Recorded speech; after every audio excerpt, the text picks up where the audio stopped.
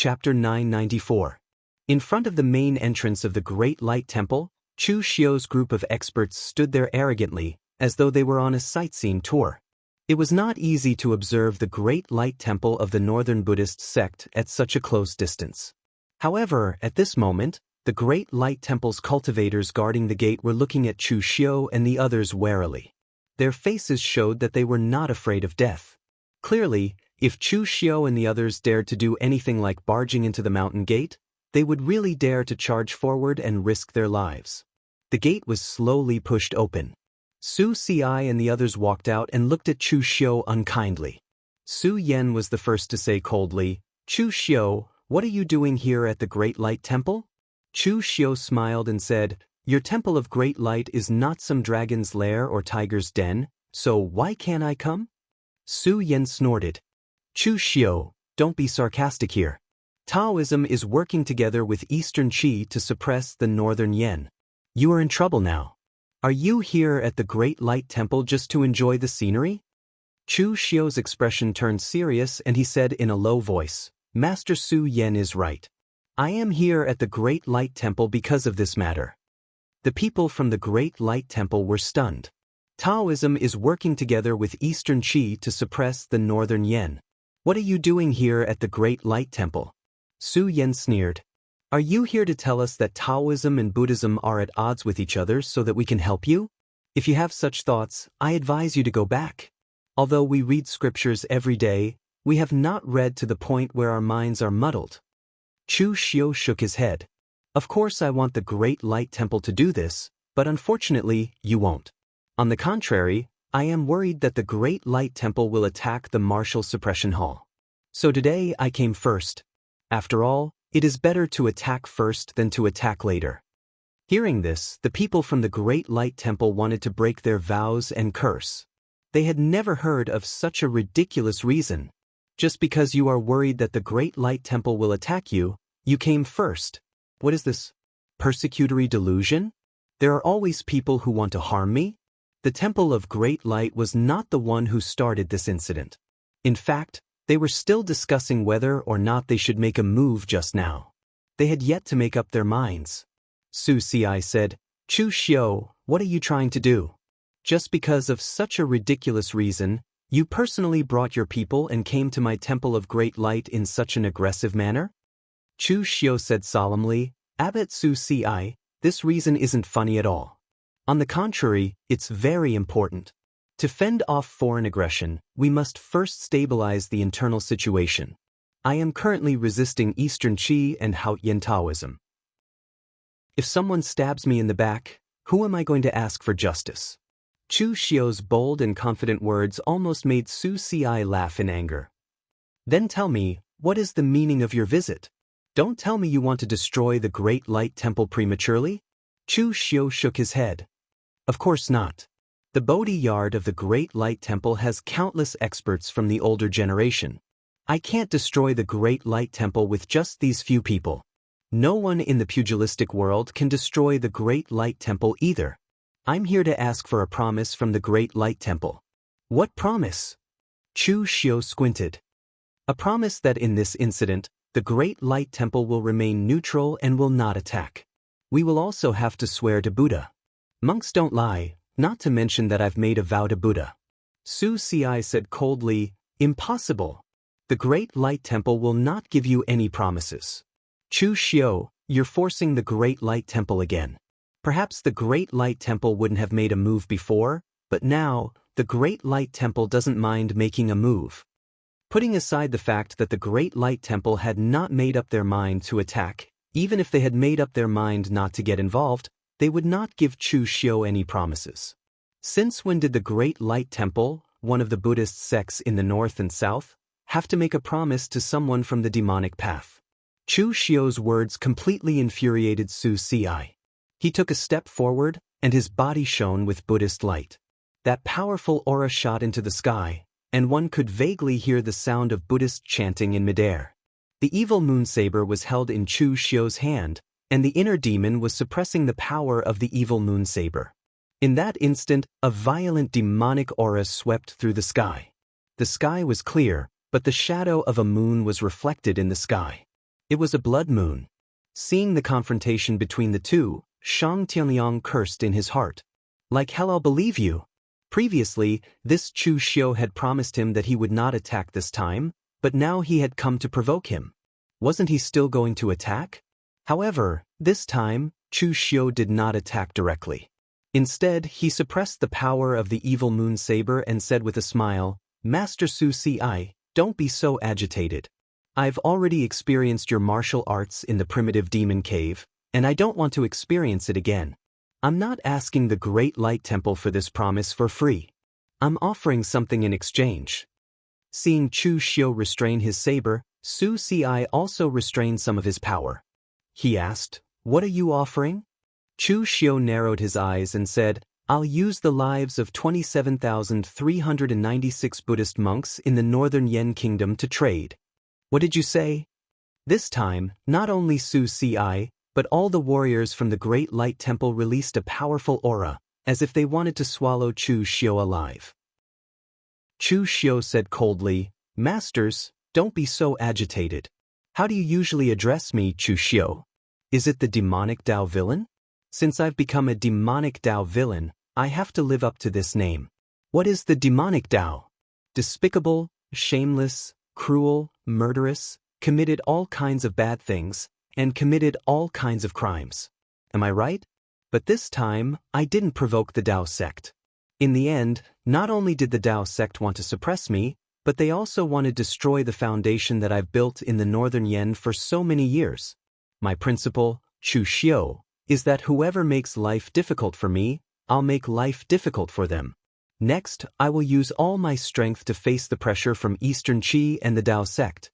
There can be no mistakes in the future. So, the Great Light Temple has to give me this promise, even if you don't want to. If you really don't give it to me, with an order from me, the Blue Dragon Society's assassins in the northern Yen will immediately pluck the bald heads of 27,396 Buddhist monks in the northern Yen territory. The Great Light Temple will be responsible for all of this. Also, the northern Yen court will issue a decree to exterminate the Buddhists in the northern Yen territory. Anyone who believes in Buddhism will be exiled to the bitter cold of the far north. Anyone who secretly hides Buddhist scriptures will be punished with treason. Master Su Si, do you believe that in this way, there will be no trace of your Buddhist lineage in the entire northern Yen within a month? When that time comes, all of you will be the sinners of the Buddhists. When Chu Xiu said this, everyone in the Great Light Temple turned pale. It was as if they wanted to skin Chu Xiu alive. Even Shang Tianliang looked at Chu Xiu in shock. This move was truly sinister. They had seen wicked people, but they had never seen someone so wicked.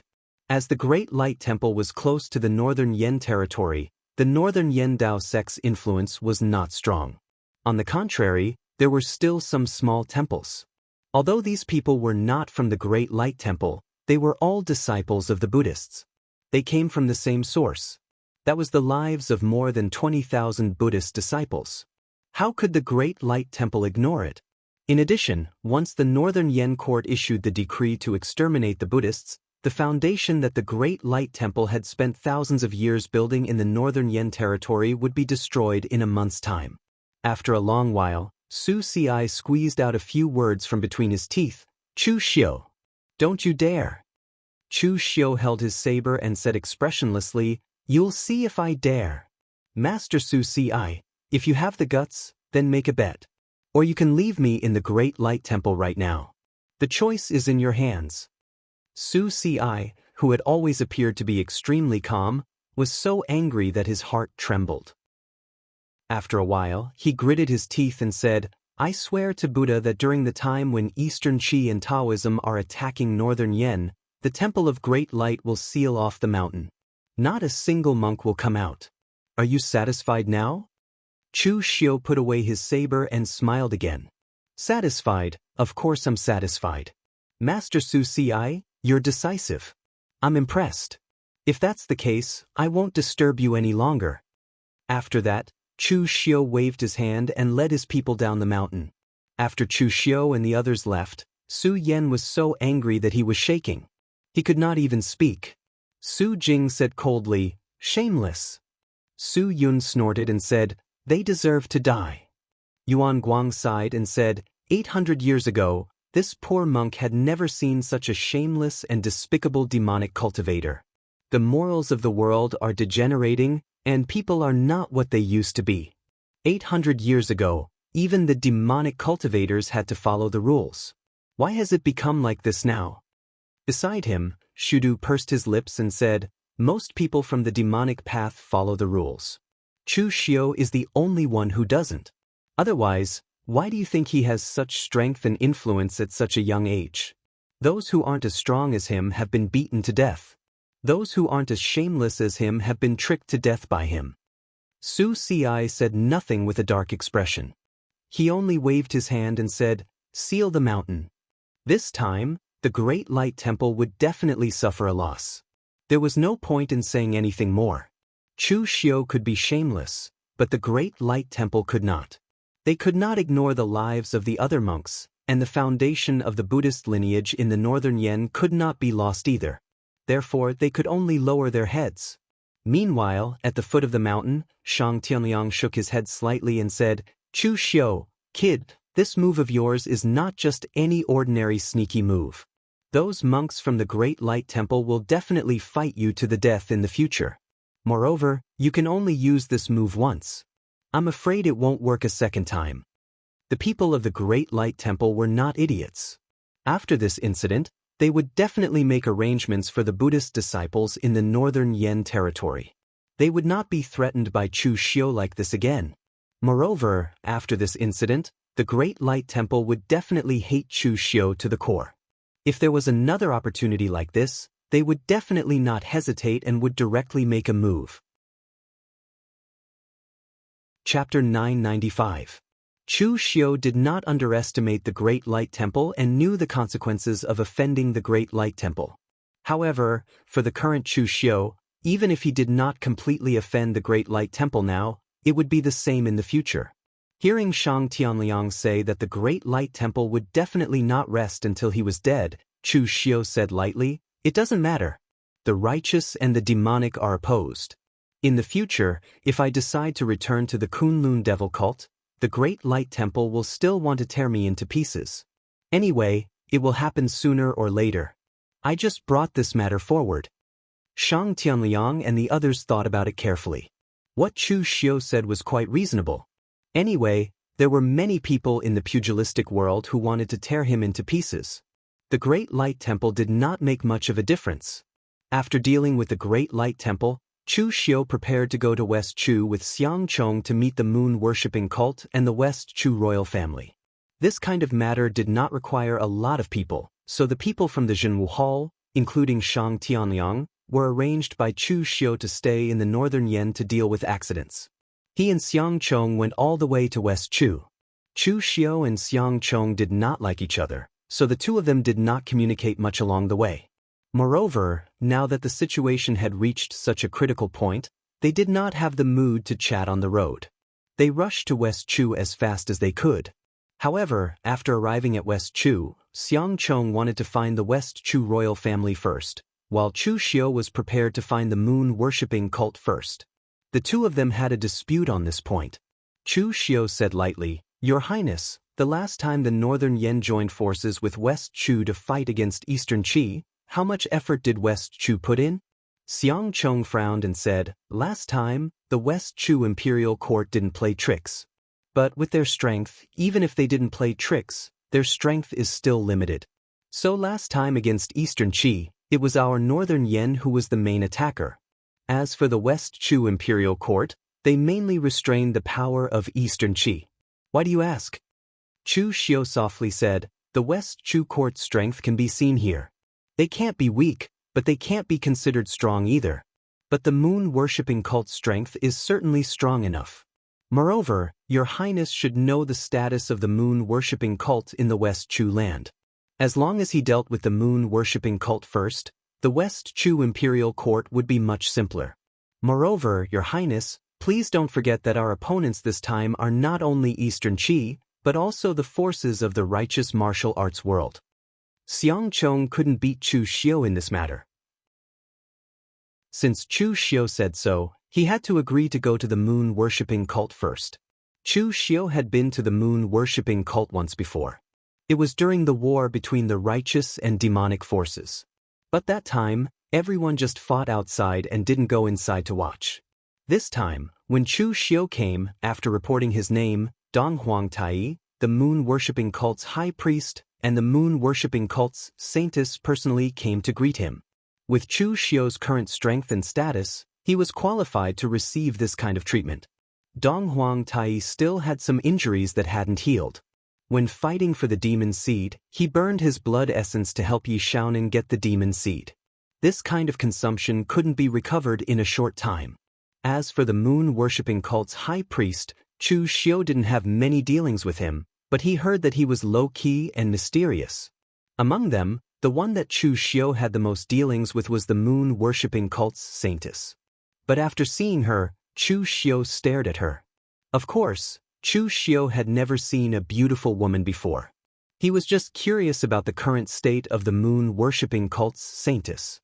She was actually still in the unity of heaven and man state.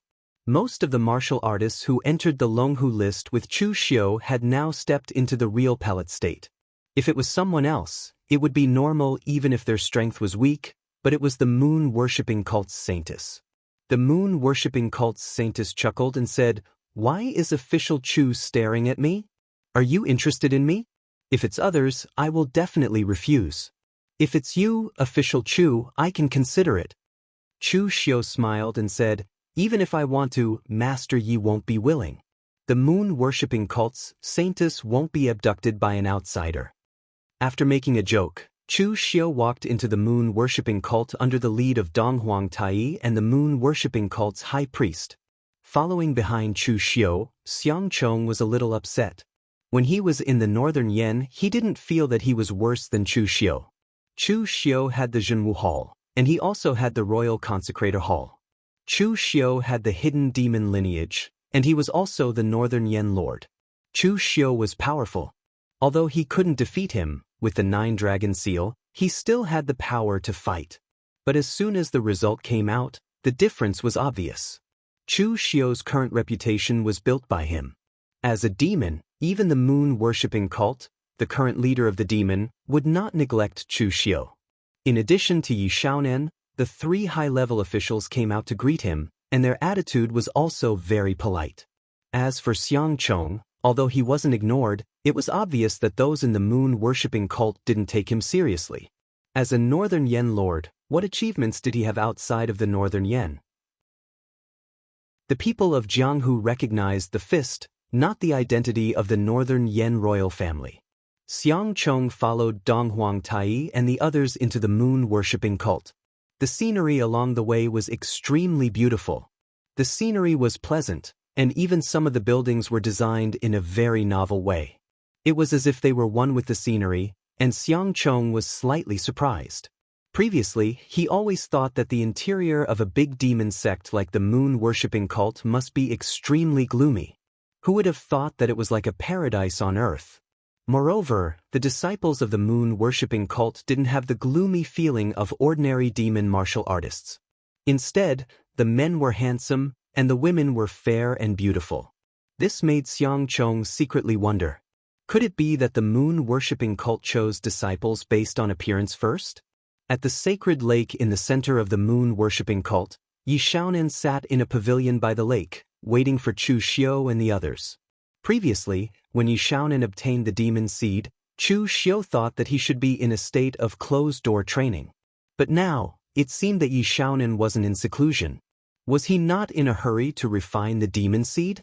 As he thought about it, Chu Xiu and Xiang Chong walked over and cupped their hands. "Greetings, hierarchy." Yi Shaonan looked at Chu Xiu, and Chu Xiu also looked at Yi Shaonan. At this moment, both of them paused at the same time. This was the first time that Chu Xiu officially met the #1 demon in the world, and Yi Shaonan had naturally heard of Chu Xiu's name. In fact, according to the standpoint of the two sides, the two should be hostile. However, with the pressure of the righteous sects, even if the demon lineage wasn't in the same camp, they wouldn't kill each other at this time. The two sides didn't have any hostility when they met. But at this moment, Yi Shaonan suddenly said, "That stone that looks like a knife, what is it?" Dong Huang Tai felt embarrassed when he heard Yi Xiaonan suddenly ask such a question. Hierarchy was too straightforward. How could this kind of thing be asked face to face? Even if it was out of curiosity, it was good to beat around the bush. Moreover, why would Chu Xiu say it? Chu Xiu was also stunned when he heard Yi Xiaonan say this, but then he reacted. Yi Xiaonan didn't ask this because he coveted his stone knife, nor did it contain any other meaning. It was purely out of curiosity. Chu Xiu didn't believe in Yi Xiaonan's character, but he believed in Yi Xiaonan's pride. If Yi Xiaonan was really interested in the stone knife and wanted to snatch it, his first reaction would definitely be to directly snatch it instead of probing. With his strength, there was no point in being secretive like this. Therefore, Chu Xiu paused and said directly, "That is a knife embryo condensed from the dragon vein of the demon dragon. Only the rootless sacred flame can refine it into a knife." In the past, before Dugu Weiwei's listen to spring rain was refined, it was also this kind of knife embryo. Dong Huang Tai and the others suddenly gasped.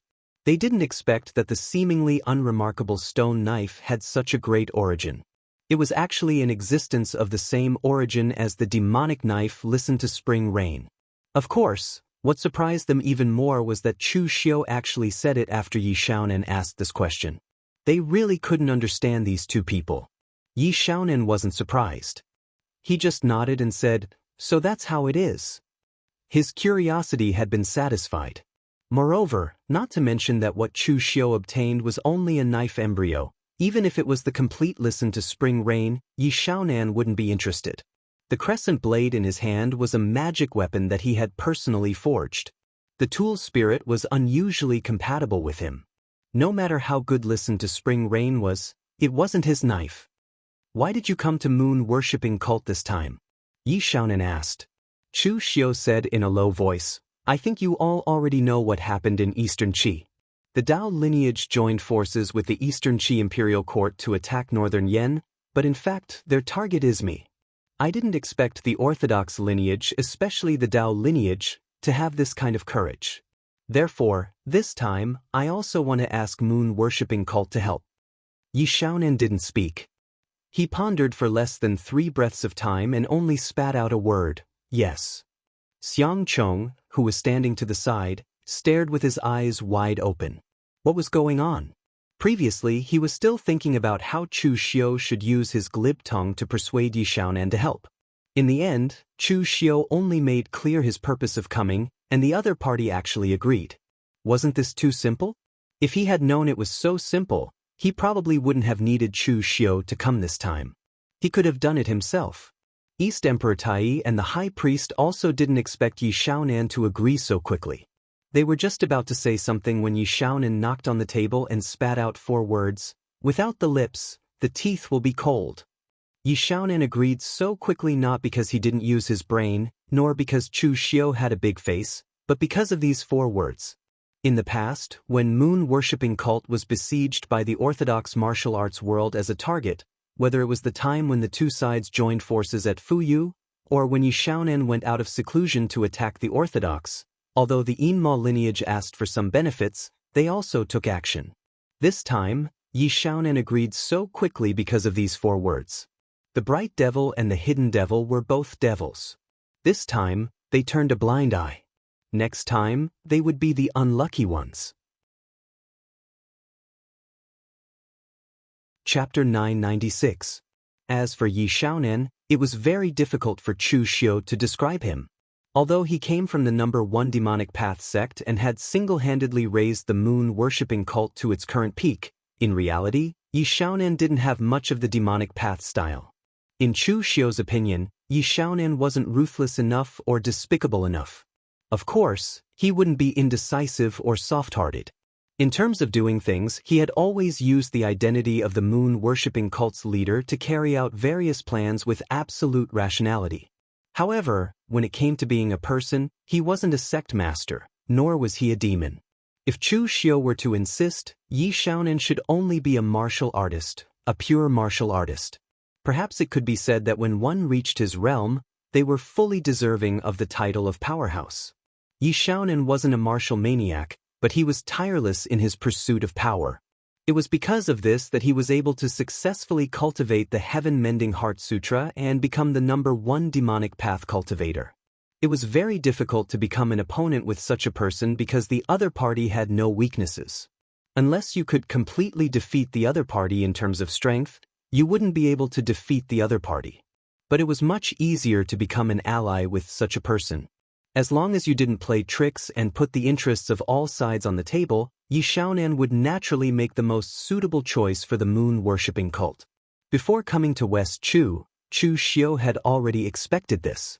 As long as he clearly said everything with Yi Xiaonan's personality, he would naturally know what to choose. But at this time, Yi Xiaonan said, the moon-worshipping cult will make a move, but the moon-worshipping cult will not leave West Chu. Xiang Chang's expression couldn't help changing. What was the point of not leaving West Chu? What was the difference between agreeing and not agreeing? But then Yi Xiaonan said, similarly, none of the righteous sects in the land of West Chu will leave West Chu. Chu Xiu nodded and said, it is enough for the moon-worshipping cult to do this. This one is very grateful. Xiang Chong rubbed his head. Only now did he understand what Yi Xiaonan meant. There were quite a few righteous sects in West Chu. Just the Celestial Master Mansion was the biggest threat. There was also the Forgetting Sword Hut and the Storm Sword Tomb. Although the Chunyang Dao sect and the Real Martial Arts Order were the ones who started the fight, they were fighting in the name of killing the demons. It was hard to guarantee that the other righteous sects would not take action. This was also the reason why Chu Xiu had forced the Great Light Temple to make a promise. As long as the moon-worshipping cult could stop the righteous forces of West Chu, it would be a great help to Chu Xiu. Chu Xiu said at this time, that's right, this time I came to West Chu not only to ask the moon-worshipping religion to help, but also to contact the West Chu royal family. I also want to inquire about the relationship between the West Chu royal family and the moon-worshipping cult. Which side will they stand on? Now that the two sides had decided to join forces, Dong Huang Tai and the high priest of the moon-worshipping cult treated Chu Xiu and his companion better. Hearing this, East Emperor Tai said, West Chu royal family? That's hard to say. You know the situation in West Chu. The martial arts world is chaotic and the power of the imperial court is very weak. It is so weak that the words of the imperial court are not as effective as the big sects in the martial arts world. They even often ask us for help to deal with the martial arts world's affairs. So the relationship between the West Chu royal family and the martial arts world is not that tense. It should be said that they have a good relationship with everyone. The West Chu royal family's imperial astronomer is a priest from the Celestial Master Mansion. Every year, the emperor will go to the Celestial Master Mansion to pray for blessings. If they were not afraid of offending the moon-worshipping cult, the West Chu royal family would be willing to let the Celestial Master Mansion become the national religion. But at the same time, the people of the moon-worshipping cult have some privileges in West Chu. Many of the imperial doctors in the palace are disciples of the moon-worshipping cult. Chu Xiu had a strange expression and said, the disciples of the moon-worshipping cult are imperial doctors? The high priest of the moon-worshipping cult laughed and said, Official Chu, don't be blinded by a leaf. You need to know that voodoo can kill and also save people. The path of life and death is in your heart. Whether you kill or save, it all depends on how you want to use it. Dong Huang Tai waved his hand in disdain and said, all right, don't talk about your useless theories. After rebuking the high priest, Dong Huang Tai turned to Chu Xiu and said, Official Chu, if you want to go to the West Chu royal family, I can go with you. The West Chu royal family will give face to the moon-worshipping cult. Of course, it is up to you how to negotiate. Chu Xiu nodded and said, then I will have to trouble Lord Dong Huang Tai. After the discussion, Chu Xiu and the others did not delay and followed Dong Huang Tai to West Chu's capital city, Jianghu City. As the weakest of the three countries, Jianghu City was not as good as the eastern Qi's Great Liang City and the northern Yan's Yanjing City. Although Jianghu City was a capital city, it was not bad. But compared to the other two, it was much smaller. Dong Huang Tai said that he had some faith in the West Chu royal family. This was not an exaggeration. As soon as he entered the city, someone reported the news. Before Chu Xiu and the others could enter the city, a short and fat old man in brocade smiled and said, "Lord Donghuang Tai, you haven't come to Jianghu city for a long time. How come you have time to come today? Since you are here, don't be in a hurry to leave. Recently, my men caught a 7-colored golden pheasant in the 100,000 mountains. It is a rare treasure. Later, I will have someone add some mushrooms to stew it and we will have a good meal." The short and fat old man looked funny, but Chu Xiu could feel that he was also in the spiritual refinement realm. Of course, if he was not in the spiritual refinement realm, he would not dare to be friends with Donghuang Tai and call him brother. At this time, when the short and fat old man saw Chu Xiu, his eyes narrowed. Obviously, he recognized Chu Xiu, but he said, "These two are?" Donghuang Tai said lightly, "The number one of the young generation in the demon path, the leader of the martial suppression hall, the official Chu Xiu, who controls the northern Yen Jianghu. Haven't you heard of him? As for the other one, he is the leader of the northern Yen Imperial Consecration Hall, the northern king Xiang Chong of the northern Yen." Donghuang Tai pointed at the short and fat old man and said, "This is the general of the Langya army, jade-faced flying dragon Yuan Fu." Hearing this name, Chu Xiu and Xiang Chong's expressions became extremely strange. They knew that the Langya army was the strongest army in the West Chu army. It was equivalent to the 5 armies of the northern Yen kingdom. Of course, there were 5 of the 5 armies of the kingdom, but West Chu only had 1 Langya army. But who would have thought that this funny-looking short and fat old man was the general of the Langya army? Wasn't his image a little too different? Most importantly, his nickname was Jade-Faced Flying Dragon, which was very funny. Flying Dragon was fine, but what if he was very fast? After all, size did not mean speed. But what the hell was Jade-Faced? How could this look be called Jade-Faced? Yuan Fu did not care about the looks of Chu Xiu and Xiang Chong. He just rubbed his hands awkwardly and said, "Do you want to see His Majesty?" Donghuang Tai rolled his eyes and said, "If we don't want to see His Majesty, why did we come all the way to Jianghu?"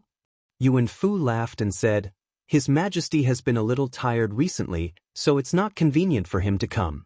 How about this? You can stay at my place for a night, and I'll hold a welcoming dinner for you. After reporting tomorrow, you can go see His Majesty." At this moment, Donghuang Tai's eyes suddenly turned gloomy. "Yuan Fu, you and I are old friends.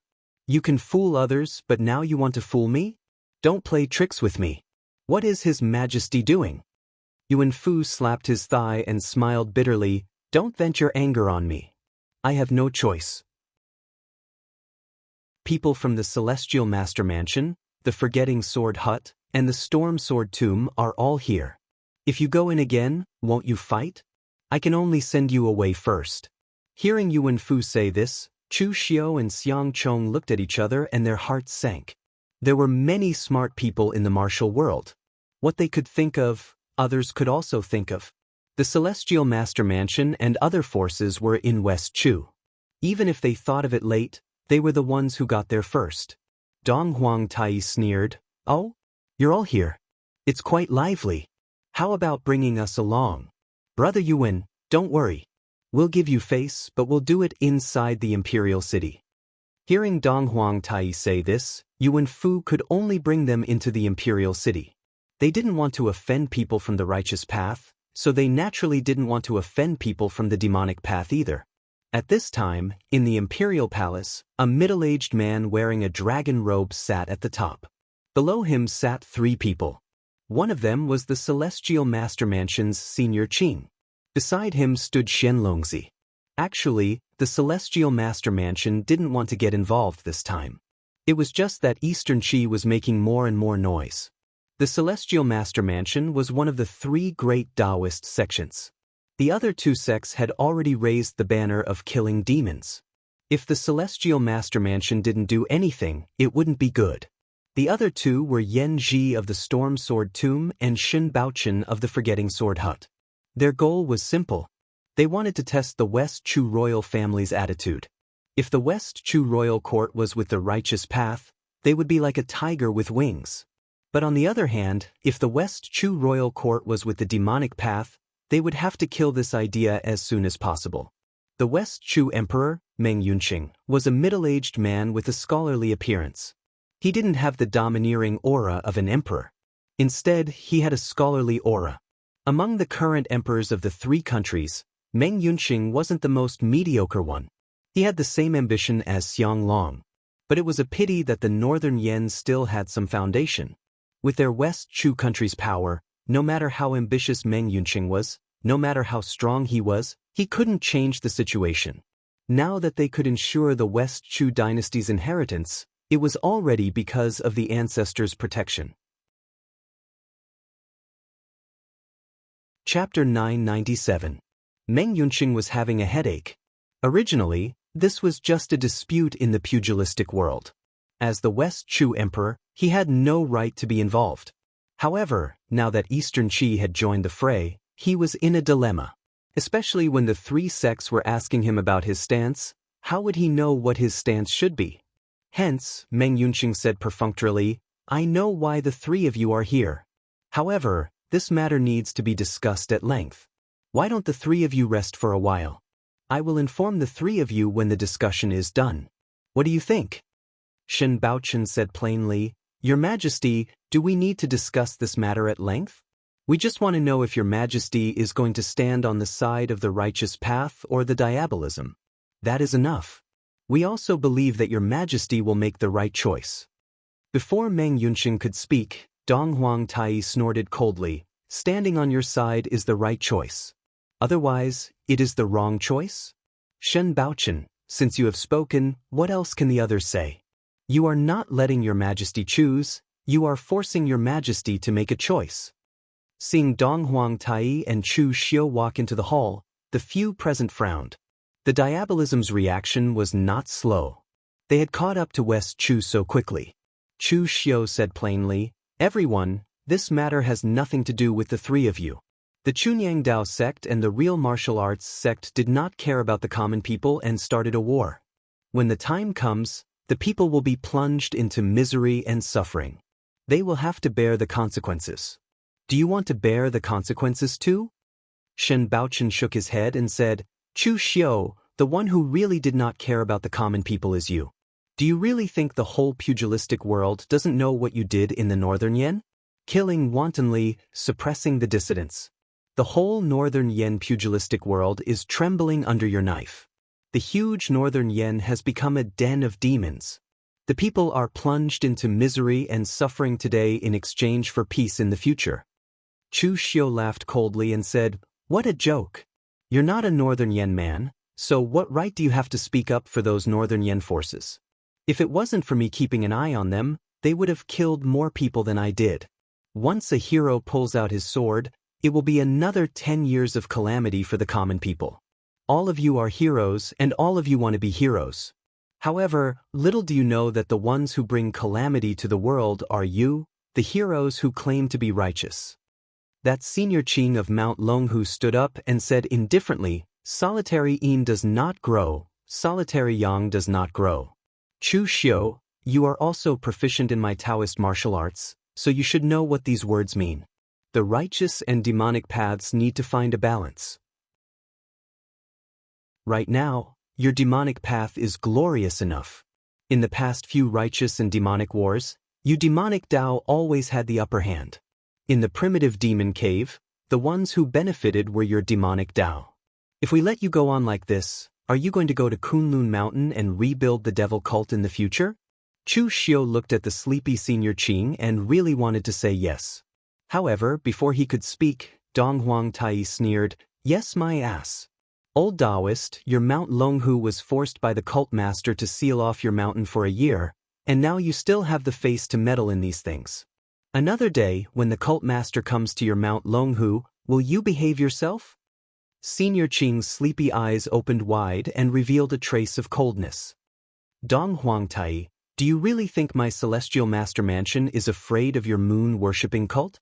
Last time, the old celestial master didn't want people to die, so he showed mercy and didn't fight head-on. Do you really think Yi Shaonan is #1 in the world?" Dong Huang Tai sneered. "So what? The sect master's demonic might is unrivaled. but your Mount Longhu only has you 2 old men to support it. When the 2 of you kick the bucket, I will slaughter your celestial master abode sooner or later and turn your Mount Longhu into a snake-cat mountain.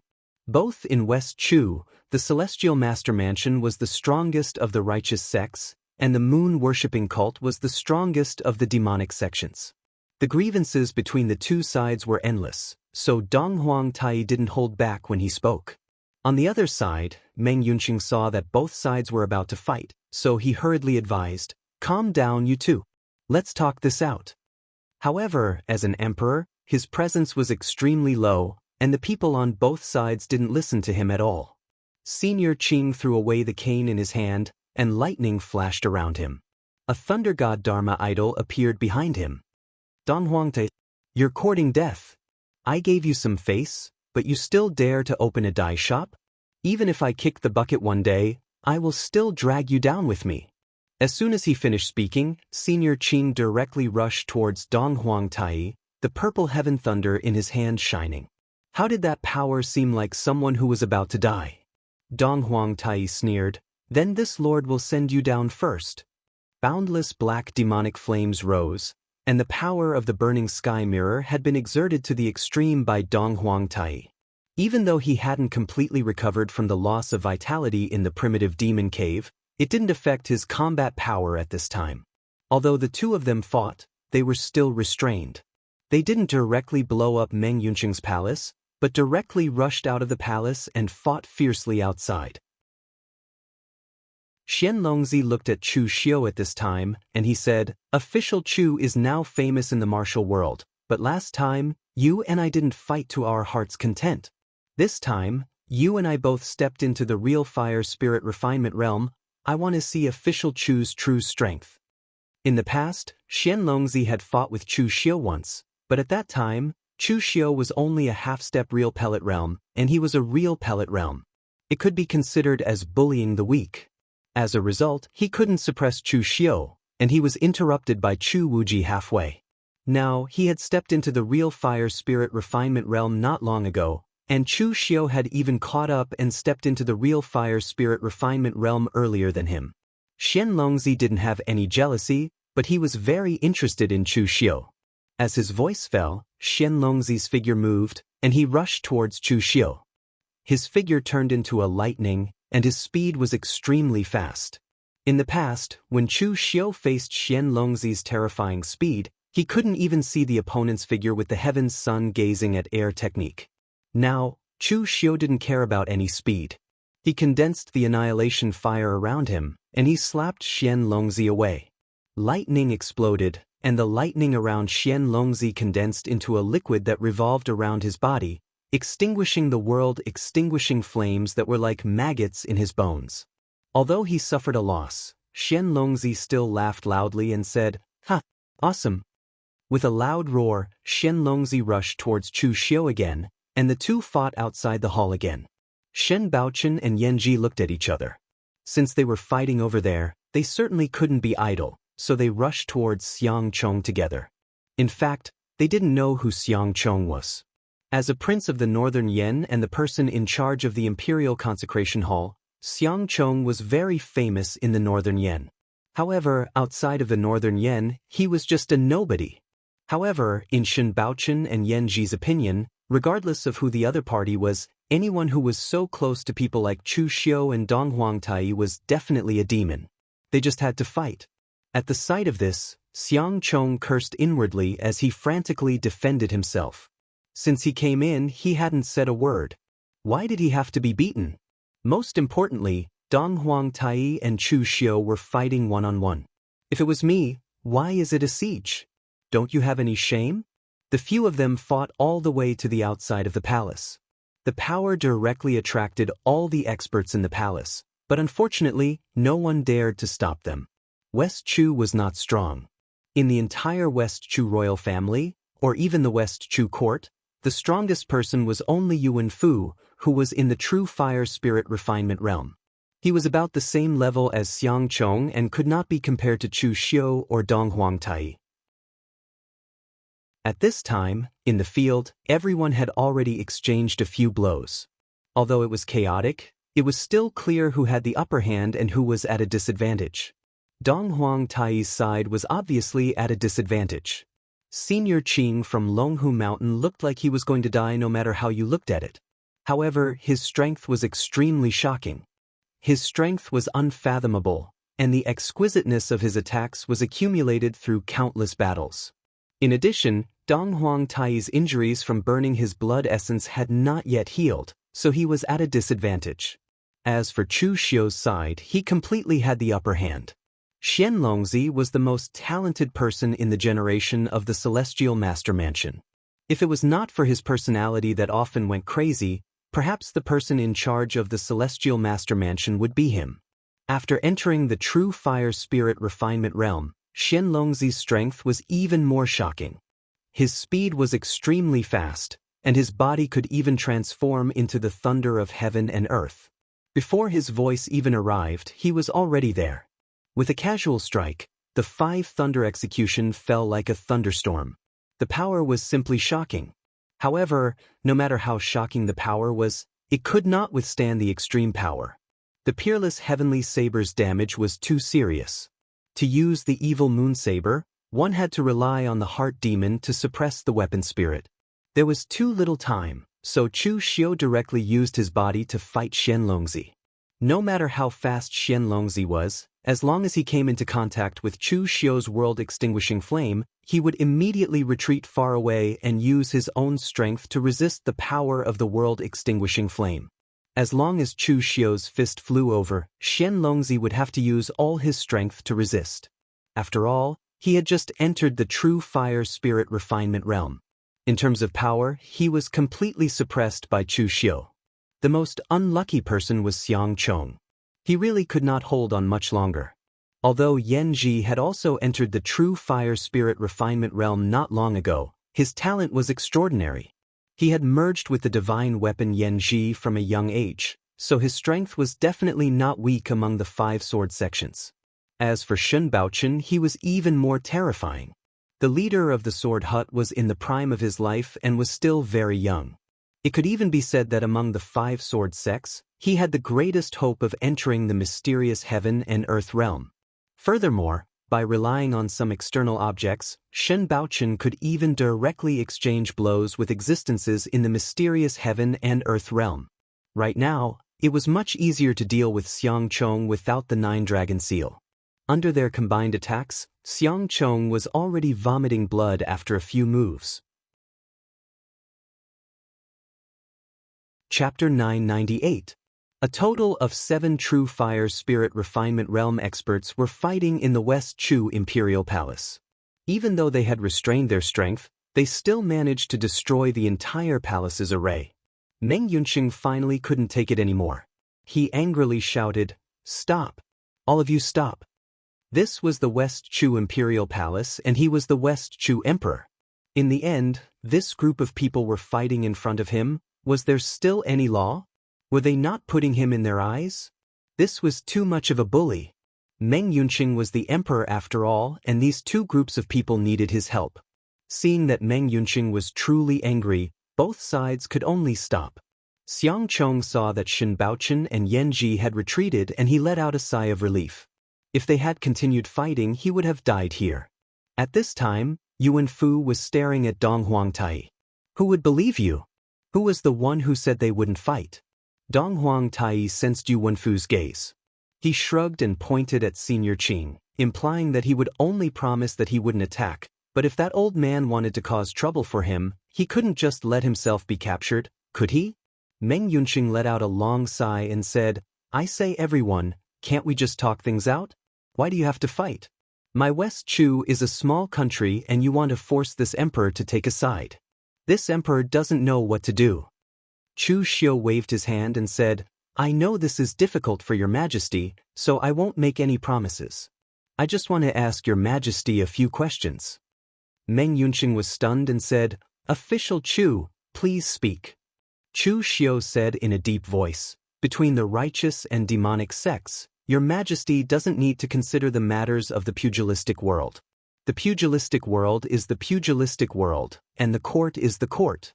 I just want to ask your majesty, Without considering the righteous and demonic sects, if Eastern Qi attacks the Northern Yen, will West Chu help or not?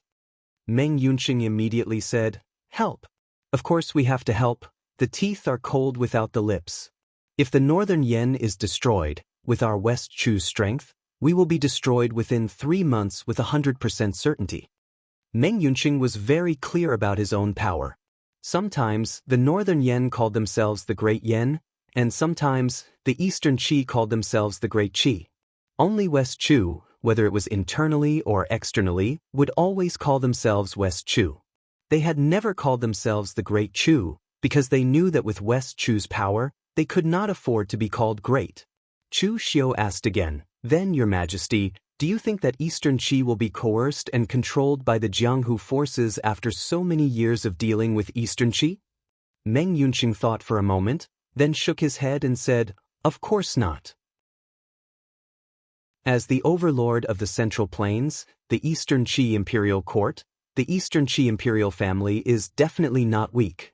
And Lord Chu, to put it bluntly, don't think that you're the supreme leader of the martial arts world in the land of Northern Yen, ruling over the Jianghu of Northern Yen.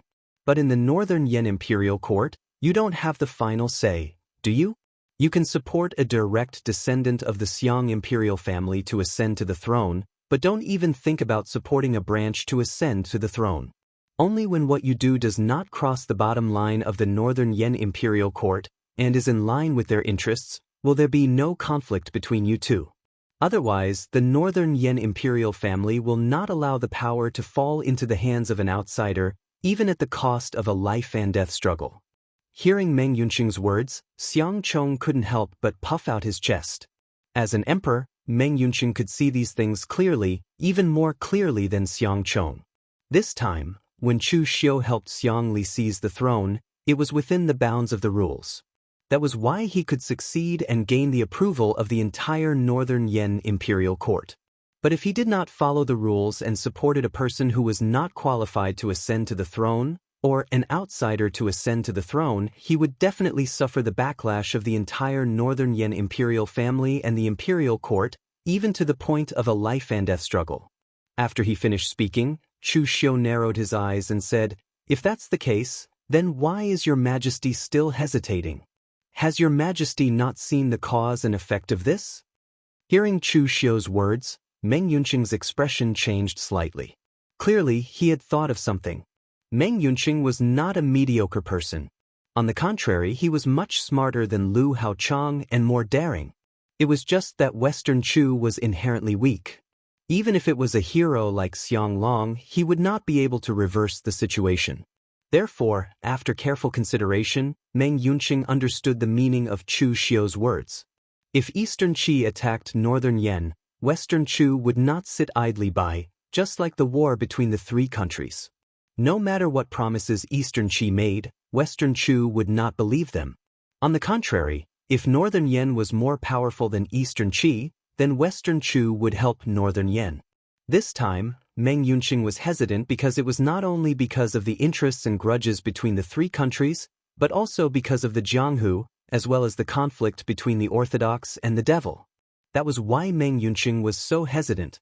But Chu Xiu's second question reminded him that the Jianghu was the Jianghu, and the Imperial Court was the Imperial Court.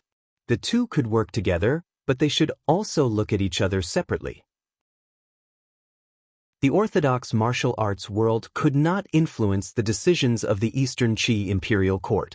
Now, both sides were working together because they had a common goal. The Orthodox martial arts world wanted to destroy Chu Xiu, the Devil, and Eastern Qi was coveting Northern Yen. If Western Chu did not intervene this time and allowed Eastern Qi to destroy Northern Yen, then Eastern Qi's next target would be Western Chu. Just like what Meng Yunqing said at that time, Western Chu would not even last for 3 months. Don't be fooled by the righteous sect's high-sounding words, like they were worried about the common people and were afraid that people would be plunged into misery and suffering. But once Eastern Qi attacked Western Chu, let's not talk about whether they would intervene. Even if they really wanted to intervene, would Eastern Qi listen to them? Would they stop their footsteps to unify the world? Even if Lu Haochang was fatuous, even if he was an idiot, Would he stop if he was only half a step away from unifying the world and accomplishing the great feat that Eastern Qi's previous emperors had failed to achieve?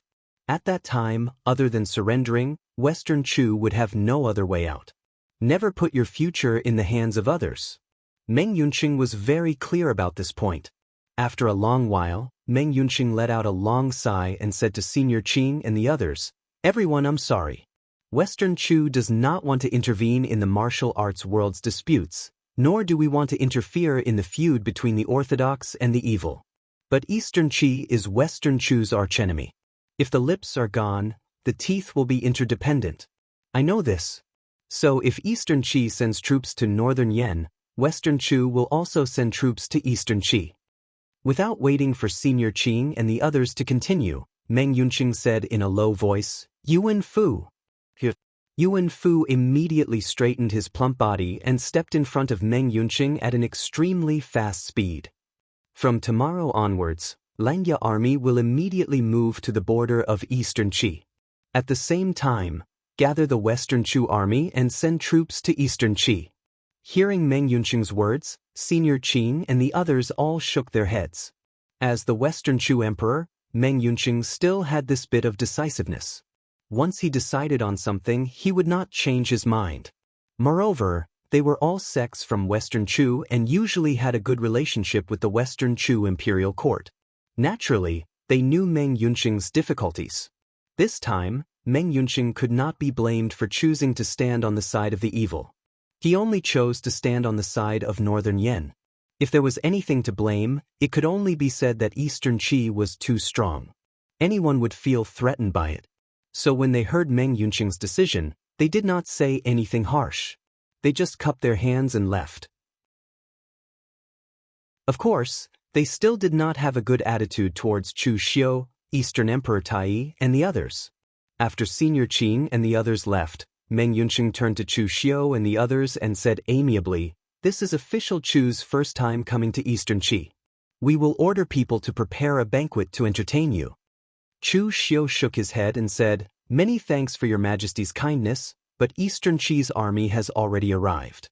Perhaps they have already started fighting. Time is of the essence and we must go back to support them." Hearing Chu Xiu's words, Meng Yunqing did not insist and let Chu Xiu and the others leave first. After everyone had left, Meng Yunqing suddenly slumped down on the dragon throne, looking extremely exhausted. "Your Majesty!" Yuan Fu hurried to greet him. Meng Yunqing shook his head and said, "We are fine. We just feel a little sad. The battle between the righteous and demonic factions, the struggle between Eastern Qi and Northern Yen, clearly has nothing to do with our West Qi, but every time it involves our West Qi soldiers and generals. Chu Xiu has a saying that has spread far and wide in the pugilistic world. In the pugilistic world, being weak is a sin in itself. This saying is also suitable for our West Qi. Being weak is a great sin. We do not ask for our West Qi to unify the world. We only ask for our West Qi to one day be recognized by everyone and not be reduced to a foil in every war. We don't even have the right to choose whether to fight or not."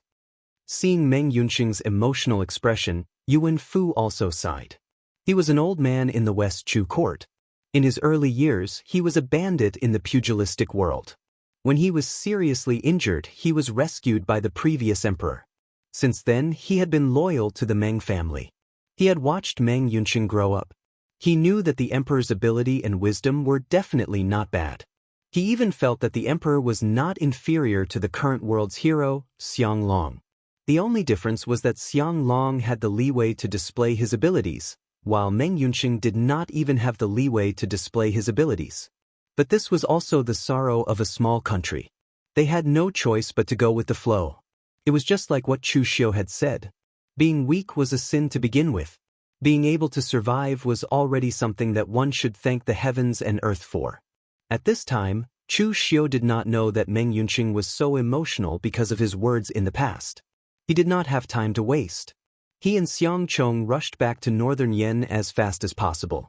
But before they reached Northern Yen, they saw the Northern Yen military waiting for them at the border. They told them that Eastern Qi had begun to attack. And this attack was from all directions. The border between Eastern Qi and Northern Yen the Guangzhou torture room, and the Wei County were attacked at the same time. Among them, the Guangzhou torture room was about to collapse. Chapter 999. The Guangzhou torture room was located in the middle of the Three Kingdoms. In every war between the Three Kingdoms, the Guangzhou torture room had always been the unluckiest. But this time, the Guangzhou torture room had truly suffered an undeserved calamity. If not for Chu Xiu, Eastern Qi would not have attacked from the direction of the Guangzhou torture room. The two kingdoms had many other borders, including Wei County. But now, everyone knew that the nominal head of the Guangzhou torture room, Chu Yuanxing, was actually a puppet. The real ruler of the Guangzhou torture room was still Chu Xiu. So naturally, the Guangzhou torture room became one of the three major Eastern Qi attack sites. In less than 3 days, the Guangzhou torture room had fallen more than half, pushed to the gates of Guangzhou. At this time, tens of thousands of soldiers had surrounded the Guangzhou torture room. The east side of the city had the most soldiers, and in the center was a huge chariot. At this time, there was a middle-aged man in armor lying lazily on the chariot. He was holding a glass of wine and had a mustache. He didn't look like he was here to fight. Instead, he looked like he was here to watch a show. But this man was no ordinary person. He was General Nangong Weiyu of the Eastern Qi Imperial Guard. Among the 9 armies of the Eastern Qi, the Imperial Guard could be ranked in the top 3. The military system of the Eastern Qi was similar to that of the Northern Yan. The only difference was that the Northern Yan only had the 5 armies of the state, while the Eastern Qi had the 9 armies of the Northern Yan. Of course, because of the vastness of Eastern Qi's territory, the 9 armies were only stationed at the 9 important borders of Eastern Qi. Apart from wars of annihilation, it was not easy to gather all of them. Nangong Weiyu and Beigong Bailey were old rivals. Even their names were in direct opposition to each other, as if they were born to be rivals. Last time, when Eastern Qi attacked Yan and Chu, Nangong Weiyu had suffered some losses against Beigong Bailey. This time, he wanted to save some face, but he didn't expect the higher-ups to send him to attack the Guangzhou torture room. This made Nangong Weiyu a little unhappy. It was too easy. At this moment, there were 2 people standing beside Nangong. One of them was the Chunyang Dao sect's Mako Mori, and the other was the White Tiger Hall's master, Helian Changfeng. 3 true fire spirit refinement realm experts and the entire Imperial Guard were enough to take down a Guangzhou torture room. Mako Mori frowned. General Nangong, can we give the order to attack the city? You set up the formation, but you're drinking here. What is the meaning of this? Nangong Weiyu glanced at Mako Mori without saying a word. This made Mako Mori even angrier. General Nangong, what is the meaning of this? Nangong Weiyu put down his wine glass and snorted. Do you have a problem with me, Taoist? Of course I do. The Chunyang Dao sect sent me here to assist you, General, but you're stalling for time here. A thunderous strike can kill these demonic cultivators when they're caught off guard. If this drags on, what if something unexpected happens? Nangong Weiyu clapped his hands. Taoist, you're right. All right, you'll be the general. You'll be in command. You do it. As he said this, Nangong Weiyu actually stood up and was about to leave. Helian Changfeng, who was watching the show at the side, hurriedly pulled him back. Brother Nangong, Taoist Mako Mori doesn't mean that. Don't be angry. We people of the pugilistic world don't understand military formations. You can explain it to Taoist, and he'll understand, right? Mako Mori was also trembling with anger. He had never seen such a reckless person before. He was simply impervious to everything. However, for the sake of the Chunyang Dao sect's plan, he forcefully held it in and didn't say a word. Nangong Weiyu snorted coldly. Don't give orders blindly if you don't understand. I hate amateurs guiding experts the most. I'm not as good as you Taoists at chanting scriptures and drawing talismans, but am I not good at military formations? Do you know how many people have gathered in the entire Guangzhou city? Nearly 100,000 warriors of the Guangzhou torture room are among them. Previously, we didn't encounter any decent resistance in other places. That's because the Guanzhong torture room has already transferred the elites of the Guangdong, Guannan, Guanxi, and Guanbei regions to the Guanzhong city. That's nearly 100,000 warriors. They're all constables and constables who have seen blood on their hands. Although they aren't part of the military formations, they aren't weak either. I have the confidence to win, but what about after that? That's nearly 100,000 warriors, not 100,000 pigs. If they just charge in like this, how many losses will the Imperial Guard suffer? These people are my comrades. Even if you don't feel sorry for them, I will. Helian Changfeng smiled. I see. But Brother Nangong, why are you dragging it out like this? Do you have a plan? Nangong Weiyu squinted his eyes. Have you heard of eagle endurance?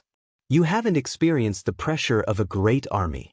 No matter how strong a person is, they won't be able to withstand that kind of pressure. If I attack directly, the other party might rely on their bravery and fight to the death, causing great losses to the Imperial Guard. But when I've exhausted their bravery and only fear is left, then it'll be much easier. An unsheathed blade isn't scary. A blade hidden in a sheath is the scariest.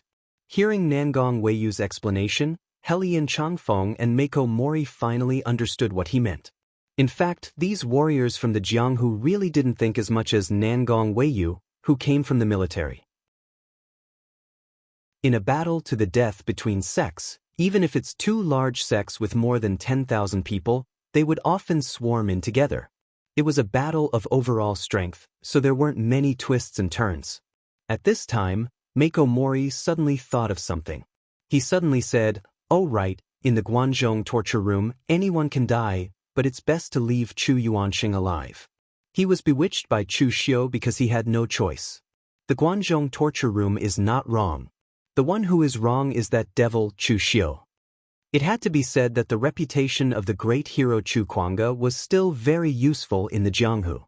Even an old man like Mako Mori admired Chu Kuanga's deeds.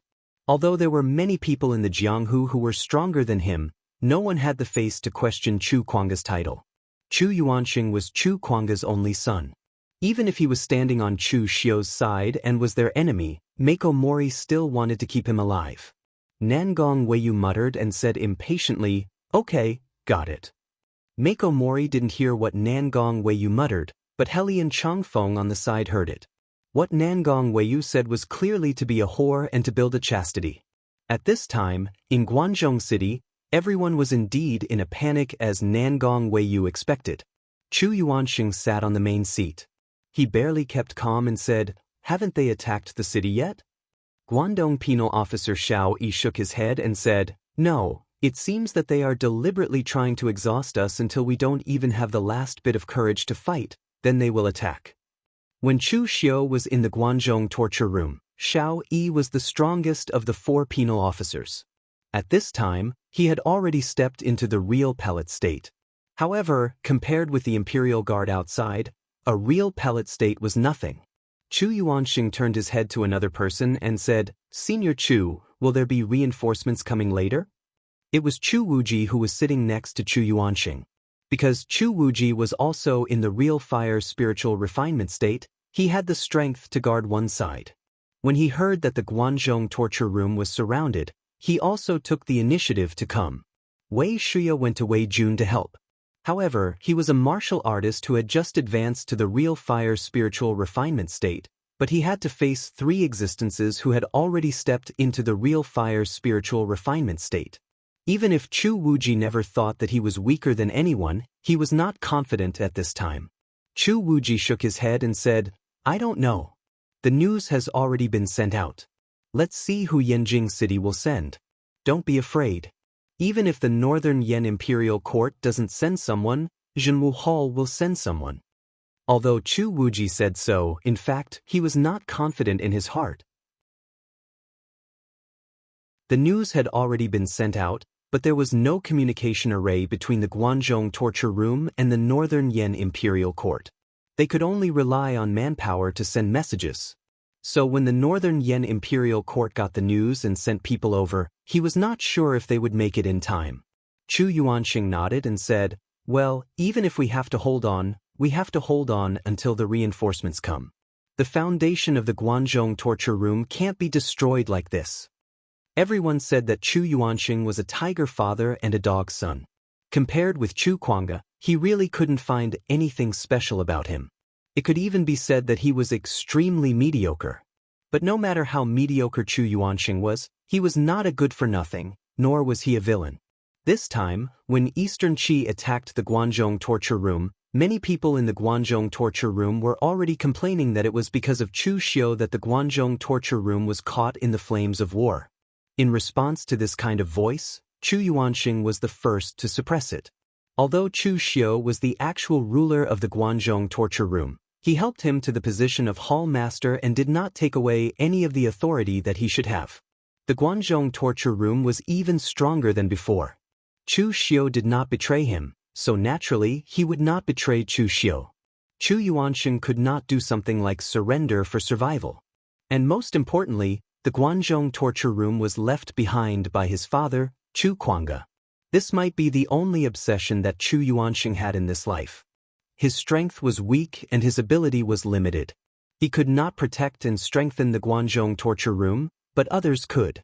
Therefore, he did not object to the fact that Chu Xiu was actually in control of the Guanzhong torture room. As long as the Guanzhong torture room was still there, and as long as the Guanzhong torture room was getting better, that was enough. But now, someone wanted to destroy the Guanzhong torture room. No matter how weak Chu Yuanxing was, he was ready to fight to the death with his enemies. His father was a great hero, and he died for the sake of justice. He, Chu Yuanxing, was not worth mentioning, but he was willing to fight to the death for the Guanzhong torture room. At this moment, there was a sudden battle cry from outside. Chu Wuji stood up and said in a low voice, "Eastern Qi, they're attacking the city. Hallmaster Chu, you stay here and leave the rest to me." Chu Yuanxing shook his head and said, "I want to go out with you."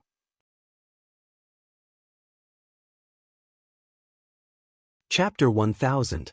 Guanzhong had been through the fires of war and was located on all sides. Even if it was a city, it could easily be flattened if a war broke out. Therefore, after the Guanzhong torture room was built, they even spent a lot of money to build such a majestic steel city. It was indeed not easy to break through. Seeing that his soldiers could only climb up using ladders, Nangong Weiyu took out a crimson halberd with a scorching aura. Holding the halberd, Nangong Weiyu headed straight for the city gates. He pointed the halberd at the sky. In an instant, the wind and clouds howled in the air, burning red like fire. With a loud bang, the halberd fell, and a powerful wave of heat rushed straight for the city gates. Even the steel city could not withstand the killing blow of a true fire cultivator in the spirit ascension realm.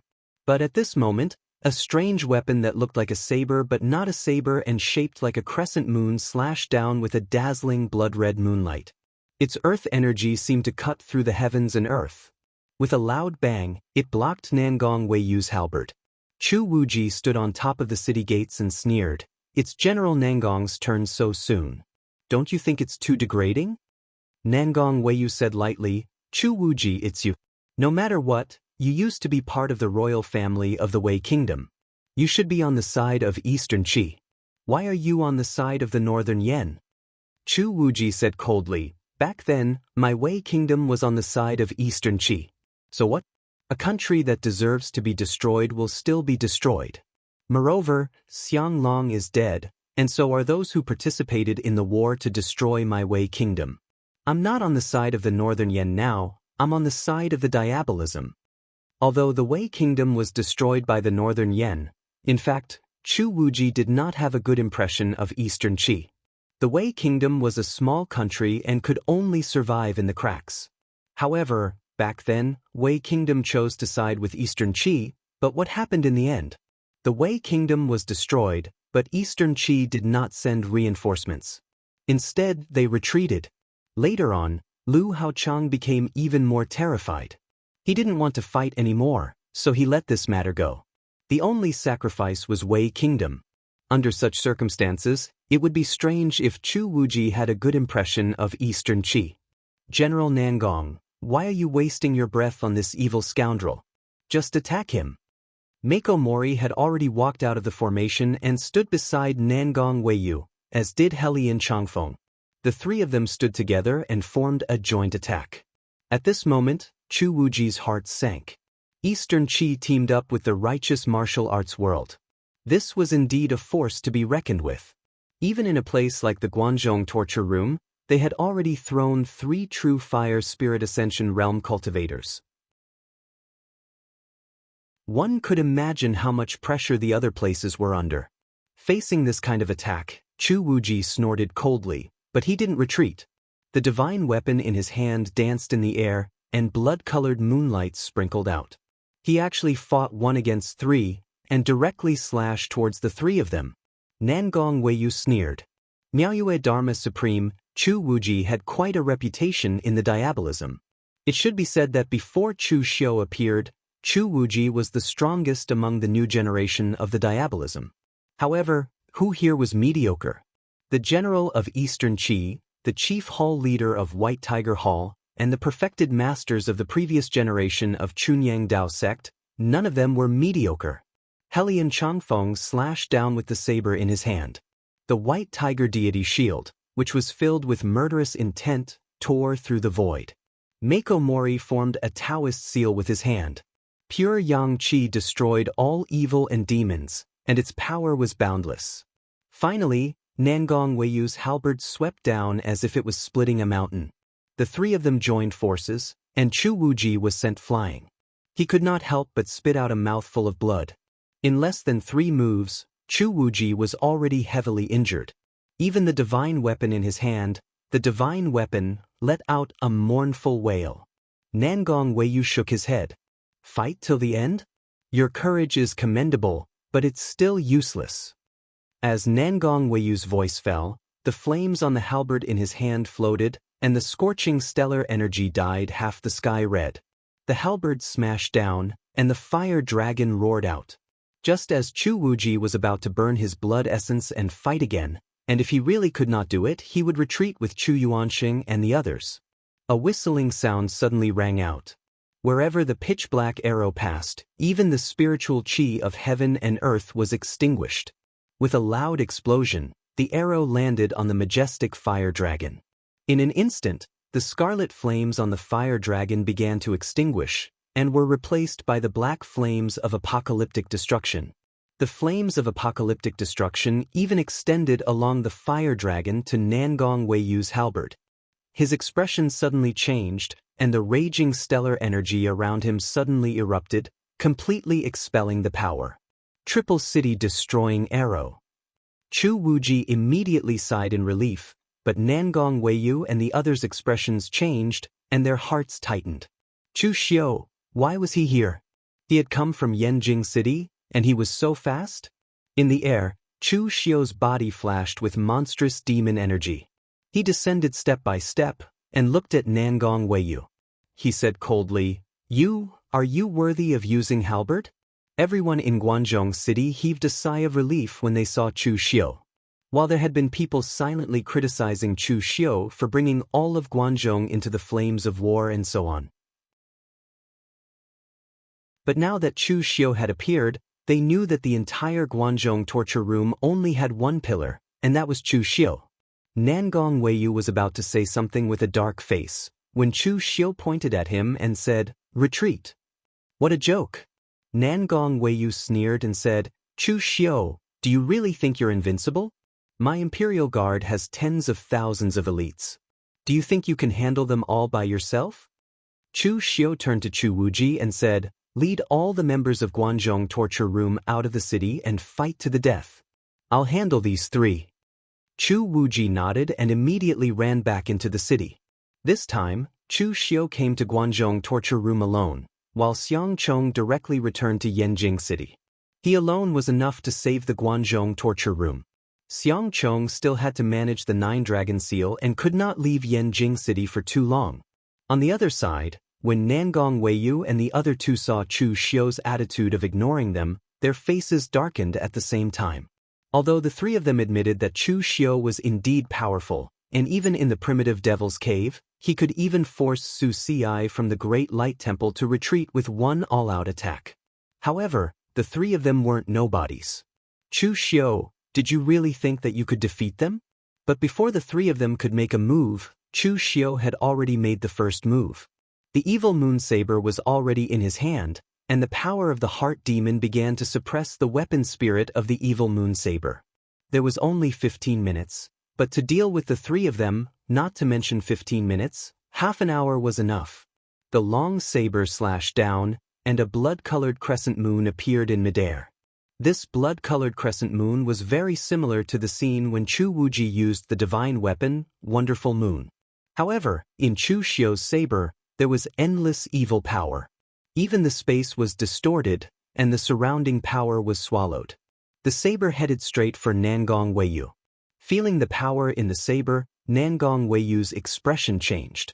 The halberd in his hand danced wildly, and the roar of a flaming dragon surrounded him like a shield of fire. The corners of Chu Xiu's mouth curled up into a mocking smile. The ancient halberd is a ferocious weapon used in battle. What's more important is its aura. The halberd can only be used to attack, not to defend. Halberd is really a disgrace in your hands.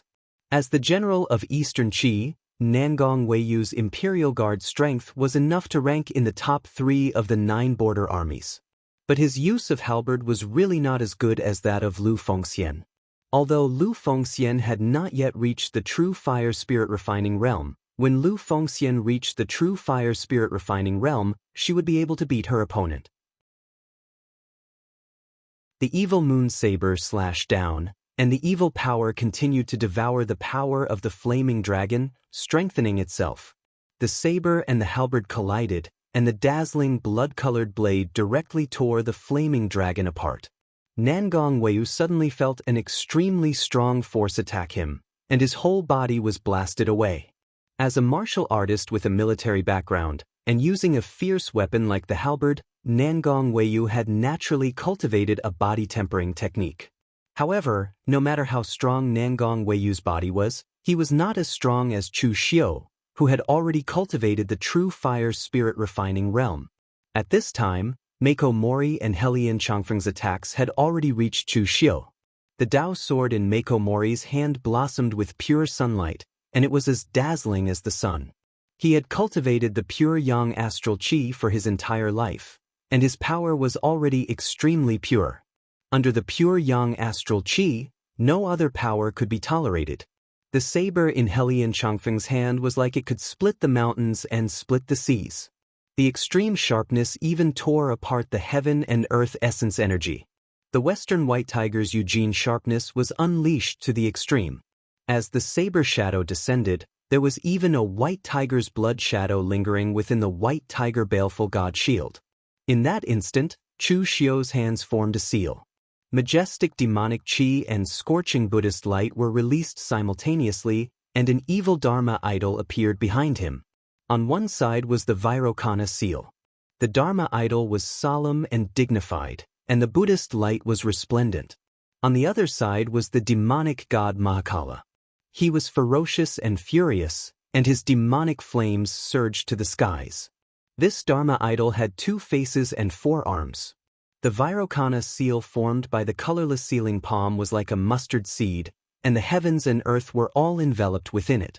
In an instant, it had already shattered Helian Changfeng's white tiger baleful god shield, and shattered the white tiger Dharma idol with a single slap. The demonic god of the great Mahakala put his palms together, and from the 3 eyes on the top of his head, endless apocalyptic flames came roaring down. Its might was earth-shattering, and it directly enveloped Mako Mori in his apocalyptic flames, devouring the pure yang energy around him. He was forced to use all his strength to use the Dao sword in his hand to slash apart the apocalyptic flames, and only then was he able to escape. In just 2 moves, all 3 of them were forced to retreat. In an instant, Chu Xiu's might was immeasurable. And at this time, the gates of Guangzhong City also opened. Under the lead of Chu Wuji, Xiao Yi, and the others, a group of Guangzhong torture room martial artists immediately rushed towards the Imperial Guard outside. In an instant, the sounds of killing filled the heavens and earth, and killing intent surged to the heavens.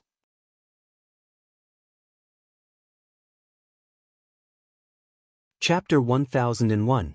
The number of martial artists in the Guanzhong torture room wasn't considered small, but as compared to the Imperial Guard, they were lacking in coordination. In one-on-one battles, or when a small number of people fought, the Guanzhong torture room's martial artists would definitely have the upper hand. Although the Guanzhong torture room's martial artists had the upper hand in terms of numbers and injuries, they were still at a disadvantage when it came to actual combat. However, in this battlefield, other than the Guanzhong torture room's martial artists being at a disadvantage at the beginning, the Guanzhong torture room was suppressing their opponents. The reason was simple: Nangong Weiyu was also being suppressed by Chu Xiu. As a general, Nangong Weiyu was almost equivalent to the soul of the Imperial Guard. In the end, Nangong Weiyu was defeated at the front line, and this was a huge blow to the morale of the entire Imperial Guard. Nangong Weiyu also saw the scene below. He turned to Helian Changfeng and Mako Mori and shouted, "Let's attack together. Don't let Chu Xiu get the chance." Based on Chu Xiu's current strength, they might not be a match for Chu Xiu one-on-one, but they didn't believe that they couldn't defeat Chu Xiu if the three of them attacked together. Fire patterns appeared around Nangong Weiyu's body, and a majestic aura poured into the halberd in his hand. The long halberd slashed down, and the roar of the fire dragon resounded throughout the sky. Mako Mori bit his thumb and drew a pure Yang Dao pattern in the void with his burning blood. When his sword slashed on the pure Yang Dao pattern, countless pure Yang runes flourished and shrouded towards Chu Xiu. Helian Changfeng didn't make a move, but the surging killing intent around him had already evolved into a materialized white tiger fiend divine constellation, which condensed on the battle saber in his hand. A piercingly cold and sharp intent surged up, but it was not released. He was waiting for the most suitable moment for him to strike. In the face of the three's all-out attacks, Chu Xiu formed a seal with his hands. In an instant, a turbulent demonic aura rose from his feet, and even his eyes were completely dyed black. Murmurs that seemed to come from the sticks of hell resounded throughout the world. As Chu Xiu displayed his hand seals, the sky wept and blood rained down. The pure Yang runes that wrapped around Chu Xiu burst and melted under the dense rain of blood, and couldn't even last for a breath of time. Moreover, within the blood rain, the boundless blood color actually condensed into a huge fiend celestial phantom that was 10,000 feet tall. With a grab, it directly crushed the fire dragon that Nangong Weiyu had conjured with his power as if it were an earthworm. In that instant, the sky wept and blood rain stopped. Mako Mori and Nangong Weiyu both spat out a mouthful of blood.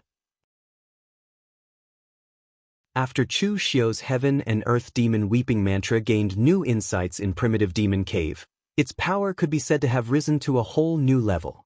Although it couldn't replicate the power of Primitive Demon Cave, it wasn't much weaker. But at this moment, the moment that the sky wept and blood rain disappeared, a cool breeze suddenly blew past. In the next moment, Helian Changfeng's saber-wielding figure had already appeared in front of Chu Xiu. No one saw how he had attacked, not even Chu Xiu. Clouds follow dragons, wind follows tigers. Helian Changfeng's saber was filled with killing intent, but it borrowed the power of the wind to pass through layers of space. By the time the saber fell, it had already touched Chu Xiu's protective astral energy. The killing intent frantically tore through the astral energy, and the saber intent was even about to corrode Chu Xiu's body. This was Helian Changfeng's essence, qi, and spirit had reached its peak. Taking advantage of the fact that Nangong Weiyu and Mako Mori had already offset Chu Xiu's killer move, he slashed out at the critical point where Chu Xiu's strength was connected. He was confident that no one in the same realm could dodge his saber. But at this moment, Chu Xiu's evil moon saber seemed to have a mind of its own. It suddenly appeared in front of the two, and the twisted blood-colored moonlight swallowed everything in an instant. The heart demon shouted in Chu Xiu's mind, "Only 3 breaths of time left. I've forcefully used the evil moon saber to protect its master, and I've used up too much energy. I can no longer suppress the weapon spirit. 3 breaths of time is enough." The moment Chu Xiu clenched the evil moon saber, the saber intent of the break formula slashed out. Although this slash was hurriedly executed and not Chu Xiu's full strength, the invincible saber intent of the break formula directly destroyed all of Helian Changfeng's attacks. The white tiger baleful god shield was torn apart. Helian Changfeng watched as the saber in his hand was shattered like tofu by the demonic long saber in Chu Xiu's hand. That was the white tiger hall's divine weapon that had been passed down for generations, the death god. Of course, at this moment, Helian Changfeng couldn't care less about the saber in his hand. The moment the saber intent of the break formula appeared, the invincible energy charged straight at Helian Changfeng. Just shattering a saber wasn't the limit of the break formula's saber intent. This slash could cut the heavens, shatter the earth, and destroy all things in the world. There was nothing it couldn't break. Explosions of energy rang out. The seemingly solid white tiger baleful god shield was as fragile as tofu in front of this slash. Helian Changfeng's figure retreated quickly, but cracks had already appeared on his battle armor. The saber intent was about to enter his body. With a roar, the blood energy around Helian Changfeng ignited. A hazy bloody mist condensed into a white tiger dharma idol behind Helian Changfeng. As it roared angrily at the sky, it received the power of the white tiger star god. Even though the sky was clear and boundless, Helian Changfeng still forcibly guided a streak of starlight down and attached it to the white tiger behind him. As the white tiger roared, a force that contained the power of the stars and boundless blood qi gushed out from its mouth. However, it was still torn apart by the saber intent of the break formula. However, it finally offset the power of Chu Xiu's slash. Helian Changfeng's eyes flickered with fear. He no longer had any intention of fighting Chu Xiu. With a pale face, he turned around and fled. At that moment, he really felt that death was about to befall him. Perhaps if he had used just a little more strength, he would have been completely cut into pieces by Chu Xiu's slash. At this time, Chu Xiu did not stop. He gathered devil qi in his hand and shot out 3 Annihilation City arrows. Moreover, it was not just one arrow, but 3 consecutive arrows. The 3 arrows went straight for Meiko Mori. When they arrived in front of him, they exploded. The power of nirvana eroded Meiko Mori's pure yang aura qi. The endless annihilation fire had completely enveloped the old Taoist. After the 3 arrows, Chu Xiu did not even look at them. He went straight for Nangong Weiyu. The power of the heart demon could no longer suppress the evil moon saber. Chu Xiu simply did not use the evil moon saber. Instead, he punched at Nangong Weiyu.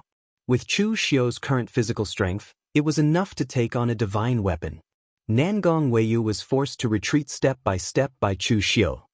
He roared angrily, and a layer of purple flames ignited in his eyes. On the halberd, the purple flames erupted. A tiny spark contained a powerful explosive force. However, in the next moment, Chu Xiu's body was filled with Buddhist light. The Mahavirokana Dharma idol appeared behind him. The colorless sealing palm imprint fell again, distorting the space between heaven and earth. In an instant, the power of Chu Xiu's attack was completely dissipated. Nangong Weiyu was about to go crazy. It was this move again. Only God knew that he, Chu Xiu, was a ferocious and powerful devil. Why would he know such a fierce and imposing Buddhist martial art? However, what Nangong Weiyu did not expect was that Chu Xiu's colorless sealing palm imprint was even stronger than the one he had used against Helian Changfeng. At that time, Chu Xiu had attacked both Helian Changfeng and Meiko Mori at the same time. But now, he was only attacking Nangong Weiyu. Under the twisting strangulation of the endless Buddhist light, the divine weapon halberd in Nangong Weiyu's hand actually shattered. Before Nangong Weiyu had time to feel distressed, Chu Xiu took a step forward and was already in front of him. His fist, which was shining with the flames of destruction, blasted down. It was mixed with the fist intent of the mountain and sea fist scripture. It could shatter mountains and split seas. On Nangong Weiyu's arm, the crimson gang qi turned into a roaring fire dragon and met Chu Xiu's fist. But in the next moment, the fire dragon had already been swallowed by the flames of destruction. The armor on his body could not even withstand the power of Chu Xiu's fist and was shattered. His whole body was also blasted away, vomiting blood. At this moment, the soldiers of the Imperial Guard below saw that their general was actually vomiting blood by Chu Xiu. This was definitely a huge blow to their morale, and there were even deserters. If it were not for the strict military discipline of the Imperial Guard, they would have already begun to collapse. Cover the middle army, retreat. Nangong Weiyu covered his chest and shouted angrily. Helian Changfeng had already escaped, and Mako Mori's fate was unknown. He no longer had the intention to continue fighting. Chu Xiu did not chase after Nangong Weiyu, but turned to look at Mako Mori, who was surrounded by the flames of destruction. In the next moment, a scorching pure yang light rushed out from the flames of destruction, turned into a sword light, and fled. It was Mako Mori's figure, but no one knew how much he had paid for it. The three of them fled in 3 different directions. Chu Xiu did not chase after them, and he also breathed a sigh of relief. Using the Devil's Whale Great Compassion mantra and the sword intent of the breaking word formula consecutively, and fighting 1 against 3 in a short period of time, took a lot out of Chu Xiu. It was meaningless to forcibly chase after them. At most, he could only leave one of them alive, and there was still a mess at the Guanzhong torture room to deal with. At this time, the Guanzhong torture room had won completely. With Chu Xiu fighting the 3 true fire spirit refinement realm existences, although Chu Wuji was injured, he still had combat strength. In addition, the Guanzhong torture room had a large number of people. Even if it was a chaotic battle without any formation, the effect was not bad. Chu Wuji walked over with a slightly pale face. He looked at Chu Xiu with a look of surprise. Previously in the primitive devil cave, Chu Xiu had forced Su Ci to retreat with his saber. But at that time, there was too little time, and he could not observe Chu Xiu's true strength. Now, Chu Xiu was fighting 1 against 3, and all 3 of them were seriously injured. This was a little terrifying. If these 3 people were at the level of the Sun family ancestor or the Lu family ancestor, it would not be a big deal. But these 3 people were not easy to deal with.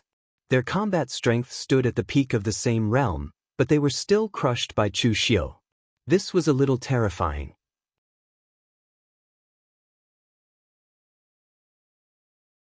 Chapter 1002. The battle between the Guanzhong torture room and the Imperial Guard was also a great loss. Looking at Chu Wuji's complexion, he had also suffered some injuries.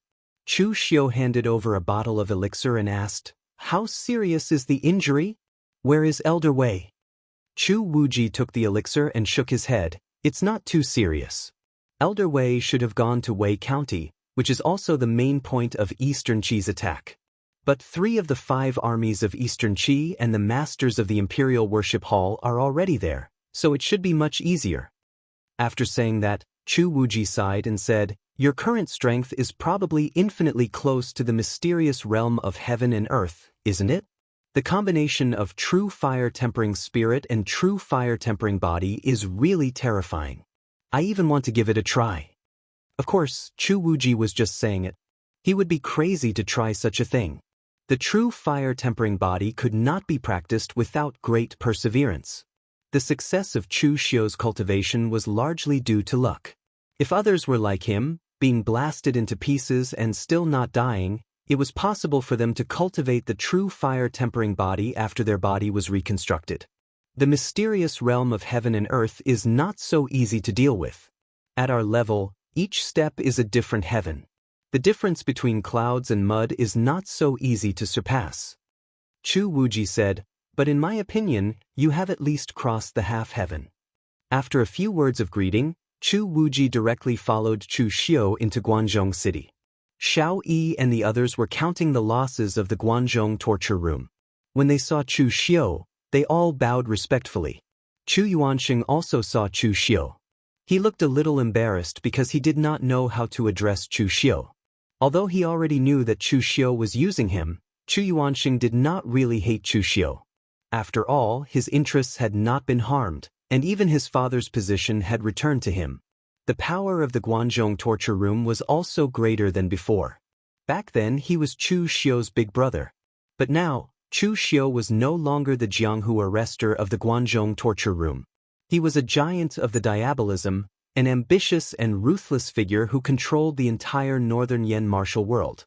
It could even be said that his father was not as strong as Chu Xiu at his peak.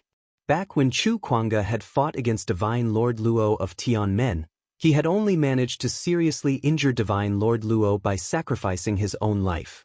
But now, Chu Xiu could already kill an Elysium Divine General. This was the difference between them. Before Chu Yuanxing could say anything, Chu Xiu walked over first, cupped his hands, and said, "Big brother, how have you been? This time I came late. If I had come earlier, maybe the cities of the Guanzhong torture room would not have been lost." Seeing that Chu Xiu's attitude towards him was almost the same as before, Chu Yuanxing also breathed a sigh of relief, and even looked a little touched. "Brother Chu, you don't have to blame yourself. You came at the right time. In fact, the Guanzhong torture room did not lose anything. Previously, we knew that with the strength of the Guanzhong torture room, it was basically a mantis trying to stop a chariot when faced with the army of Eastern Qi.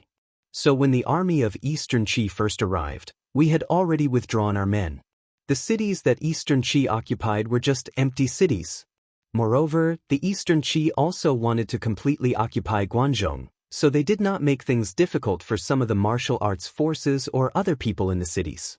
Chu Xiu nodded and said, "That's good. After we finish counting the casualties, let's go to the meeting. The retreat of the Imperial Guards does not mean that we are safe. Eastern Qi does not only have one Imperial Guard." An hour later, all the higher-ups of the Guanzhong torture room and Chu Wuji came to the meeting hall. Chu Yuanxing wanted Chu Xiu to sit in the main seat, but Chu Xiu refused. With his current status, he no longer needed to sit in the main seat to win status and respect. In fact, with Chu Xiu's current strength, the Guanzhong torture room was dispensable to him. Chu Yuanxing did not betray him in the past, so naturally, he would not betray Chu Yuanxing. So as long as he was alive, the Guanzhong torture room would always have the surname Chu. Secretly, the surname was Chu Xiu, and publicly, the surname was Chu Yuanxing. Moreover, Chu Xiu also admired Chu Kuanga, Chu Juxia. But admiration was just admiration. Chu Xiu would be Chu Kuanga for the rest of his life. "How are the casualties in the Guanzhong torture room?" Chu Xiu asked. Xiao Yi said in a deep voice, "More than 3,000 people died, and 10,000 were injured. In such a battle, the Guanzhong torture room does not have the upper hand." After that, Xiao Yi looked up at Chu Xiu carefully and said, "My lord, can the Northern Yen send reinforcements over?" Chu Xiu shook his head and said, "It's very difficult. The Northern Yan's strength is obvious, and the 5 armies of the state have already been sent out. If we were to transfer more troops, we would have to transfer the royal guard stationed around the Yanjing city to protect the palace." The expressions of the martial artists in the Guanzhong torture room changed. Without reinforcements, how could they defend the Guanzhong torture room? Don't think that the Guanzhong torture room was strong before, but this was a war between nations. A powerful army built with the strength of a nation was not something that the Guanzhong torture room could withstand. However, Chu Xiu suddenly said, "We can't get reinforcements from the Northern Yen, but we can think of a way to change the target for the Eastern Qi in Northern Yen." The Guanzhong torture room is not the main place. Wei County has Jiangshan Pavilion as the front line, and the border between the Northern Yen and Eastern Qi is also a place that both sides will fight for. The Guanzhong torture room is actually dispensable to the Eastern Qi. Xiao Yi smiled bitterly and said, "But the problem now is, how can we make the Eastern Qi change their mind?" Chu Xiu thought about it and knocked on the table, saying, "The Guanzhong torture room has been the center of trade between the 3 nations for so many years. You torture officers must have been involved in smuggling, right?" The expressions of Xiao Yi and the others changed slightly. Chu Xiu waved his hand casually and said, "Don't be nervous. Back when I was a torture officer in the Guanzhong torture room, I also did this kind of thing. Every man for himself will be destroyed by heaven and earth. Who can avoid such a lucrative business? All of you have been in the Guanzhong torture room longer than me. For so many years, have there been any Eastern Qi bigwigs, royalty, and the like who interfered in the smuggling business? Can you contact them?" Xiao Yi nodded and said, "Yes, we can contact them. But Lord, this is the time of war between the Eastern Qi and the Northern Yen. Even if we can contact them, they won't dare to interfere." Chu Xiu narrowed his eyes and said, "Don't worry, you just need to contact them. As long as the benefits are enough, it's not like they won't betray their country. You just need to contact them according to what I said. I won't show myself since my identity is sensitive. But I will tell you what to say in secret." Hearing Chu Xiu's words, although Xiao Yi was still puzzled, he could only nod and agree. After so many years in the Guanzhong torture room, Xiao Yi and the others had accumulated a lot of connections. If the people in the Eastern Qi wanted to smuggle things to the Northern Yan and West Chu, they would have to sneak in with small caravans. Big caravans would have to get through to the inspectors. And for some extremely sensitive things, they had to get through to the torture officers. So Xiao Yi and the others knew quite a few of the powerful people in the Eastern Qi imperial court. But at this critical moment, these people didn't want to see Xiao Yi. But Chu Xiu's method was very rough. He directly threatened them that if they didn't come, he would hand over the evidence of their smuggling to the Eastern Qi imperial court, especially the contraband they had smuggled to the Northern Yan. So although this group of people was angry, they still came obediently. Of course, they weren't stupid enough to enter the territory of the Guanzhong torture room. Instead, they found a place where the Eastern Qi and the Guanzhong torture room intersected to meet with Xiao Yi. In an inn in a small town, Xiao Yi had booked the entire inn. Sitting across from him were several people dressed in luxurious clothes. There were old and young people, but all of them had angry expressions on their faces. One of them said coldly, "Lord Xiao, this is not what you did. We have worked together so many times before. Even if we can't do business, we can still be friends. You followed Chu Xiu and the Northern Yan, but now that you are being pressured by the army, you implicated us. What is the meaning of this?" Xiao Yi knew the identity of the people in front of him. They were all nobles in the Eastern Qi, and some were even royalty. For example, the person in front of him was Lu Changlong, Duke Huai of the Eastern Qi. He belonged to the collateral royal family. Although he was conferred the title of duke, he didn't have any real power. So he spent most of his time making money and enjoying himself. Xiao Yi waved his hand and said, "Everyone, please calm down. None of you want to see me. I have no other choice. That's why I came up with this trick. Now, everyone should know the predicament of the Guanzhong torture room. This time, I am here to ask for your help." Lu Changlong and the others shook their heads quickly and said, "Don't, Lord Xiao. You know our background. How can we have a say in such a big matter?" Xiao Yi laughed and said, "Everyone here is a famous person in the Eastern Qi imperial court. Why can't you have a say in this? Don't worry. Since we are asking for help, the Guanzhong torture room will naturally show our sincerity. When the Guanzhong torture room calms down, I won't take a single cent from the things you want to smuggle in the future. And as long as you agree to help the Guanzhong torture room once, everything here will belong to you." As he spoke, Xiao Yi opened a secret space box. Inside was a mountain of gold, silver, and jewelry. Although these things weren't very useful to martial artists, they were still real money. Chu Xiu wanted to bribe them with these things, which made Xiao Yi's heart ache. Seeing these things, Lu Changlong and the others were tempted. But they still shook their heads and said, "Although money is good, the Guanzhong torture room is on the side of the Northern Yan. Helping you is equivalent to selling out the country. The money from selling out the country isn't easy to earn." At this moment, Xiao Yi heard Chu Xiu's voice. He was stunned for a moment, then he asked with a smile, "Let me ask you a question. Do you think that the Northern Yan can swallow up the Eastern Qi?" Everyone at the scene immediately burst into laughter. LV Changlong disdainfully said, "Our great Qi sits on the rich and populous land of the Central Plains. There are many heroes and heroes. Even if His Majesty makes a few consecutive mistakes, those barbarians of Northern Yan will not be able to swallow up great Qi." Xiao Yi smiled and said, "If that's the case, then why are you worried about selling out the country?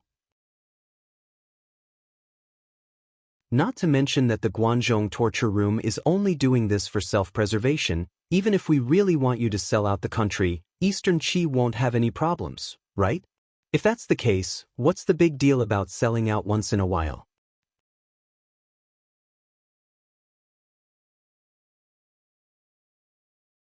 Chapter 1003. Chu Xiu had always believed that there were people in this world who could stick to their principles, but more of them were those who were willing to betray their own lives for the sake of profit. These people even cared about their own lives, not to mention betraying their country. If there was enough profit, what was the big deal about betraying their country once in a while? The words that Chu Xiu had asked Xiao Yi to say could be said to be aimed at the hearts of everyone present. After all, it was just a small favor. Moreover, with their influence, they could not affect the real strategy of Eastern Qi. Even if the Northern Yen really won this time, with the strength of Northern Yen, they would not be able to annex Eastern Qi. In that case, what were they afraid of? Lu Changlong was the first to laugh. We are old friends with Lord Xiao. If the Guanzhong torture room falls, it will affect our business in the future, won't it? I will do my part in this matter. With Lu Changlong taking the lead, the others also spoke up and accepted the gifts from the Guanzhong torture room with peace of mind. The nobles of Eastern Qi, such as Lu Changlong, were either useless royals with no real power or talent in martial arts, or some useless nobles who had made great contributions during the founding of the country but could only sit around and wait for death. They might not be of much use when dealing with official business, but they were very good at this kind of betrayal. Therefore, after returning to Eastern Qi, they discussed among themselves and took turns to offer Lu Haochang many good things. What did Lu Haochang like? It was nothing more than women and some rare playthings. Some offered stunning beauties that they had carefully cultivated, and some offered divine birds that they had caught from the 100,000 mountains. They looked like owls with green feathers and red beaks. They were docile and eloquent. Lu Haochang did not refuse any of these gifts. He accepted them and comforted Nangong Weiyu, who had lost the battle, and asked him to rest. He simply forgot about the Guanzhong torture room. In fact, Lu Haochang was not an idiot. He had been an emperor for so many years. Although he was mediocre, he was not muddle-headed. These guys suddenly offered him so many beauties and treasures. If they did not have any ulterior motives, Lu Haochang would never believe it. Therefore, he had secretly investigated and found out that these guys had a smuggling business in the Guanzhong torture room. That was why they were worried that the Guanzhong torture room would be destroyed. But after knowing this, Lu Haochang did not expose them, nor did he punish them. Instead, he pretended not to know and happily accepted their gifts, satisfying their requests. If the water was too clear, there would be no fish. As long as the Eastern Qi was safe, why should he care so much? Moreover, if he really cut off their business, they would all be so poor. How could they offer him so many beauties and treasures the next time there was a problem? Lu Haochang's seemingly stupid approach saved the Guanzhong torture room. The troops that the Eastern Qi had stationed around the Guanzhong torture room were all withdrawn. This allowed the Guanzhong torture room to finally heave a sigh of relief. Although the Guanzhong torture room was fine, Chu Xiu was not in a hurry to return to the northern Yen country. The victory or defeat of one place could not determine the direction of the whole war. In fact, Chu Xiu was also having a headache now. Things had developed to the stage of the national war. It was no longer something that could be solved by killing one or two people. Even if Chu Xiu was given a chance to kill Ling Yunzi, the supreme expert of the metaphysic realm of heaven and earth, it would be useless. Most of the orthodox sects in the Eastern Qi country had taken action. Some of them really wanted to eliminate the evil and defend the Tao, while some were doing it for the interests of all parties. And there was also the Eastern Qi imperial court. Once they started, not to mention the death of Ling Yunzi, even if the whole Chunyang Dao sect was destroyed, the Eastern Qi imperial court would not stop. The national war was not a child's play. Chu Xiu could not sit back and watch the northern Yen country perish, nor could he watch his own interests suffer. So now, he really had to think of a way to break out of this situation. After staying in the Guanzhong torture room for 2 days, Chu Xiu pondered a lot. He looked around, but there was really no power that he could borrow.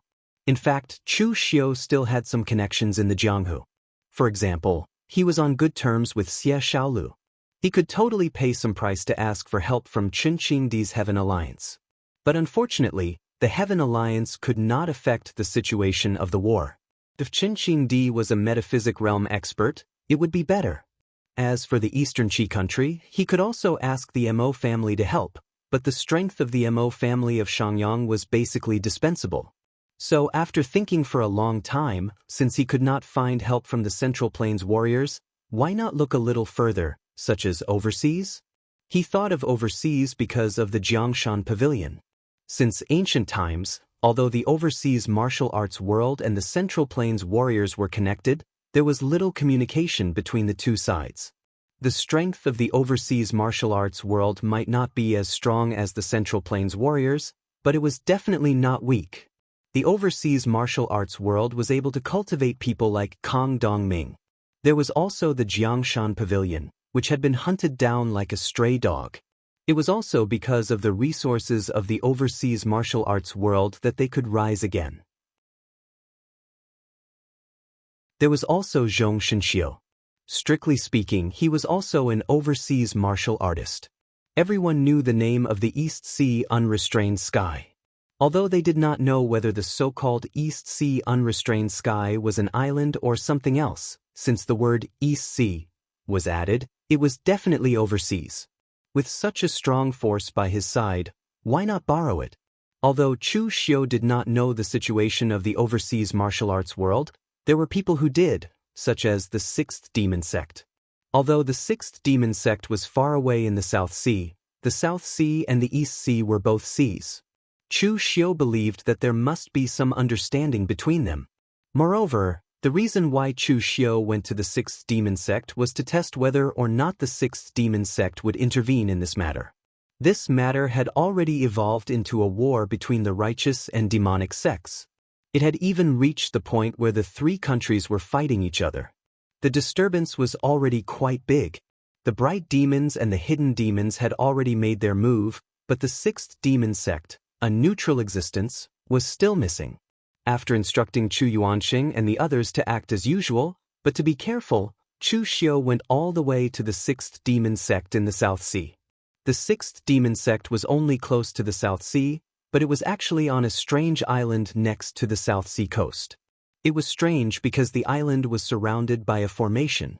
Even if an ordinary person wanted to find it, they would not be able to. Of course, Chu Xiu was not an ordinary person. He wanted to meet the people of the Sixth Demon Sect, so he directly released his aura in the sea. An hour later, Yi Buxuan immediately came out with some people to personally welcome him. Your esteemed sect is truly fortunate to have Master Chu here. Come. Let's enter the sect and welcome Master Chu before we talk about anything else.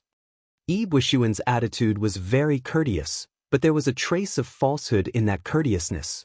Chu Xiu said with a smile that was not a smile, Master Yi, you and I can be considered old acquaintances. There's no need to play such tricks, right? You should know why I'm here.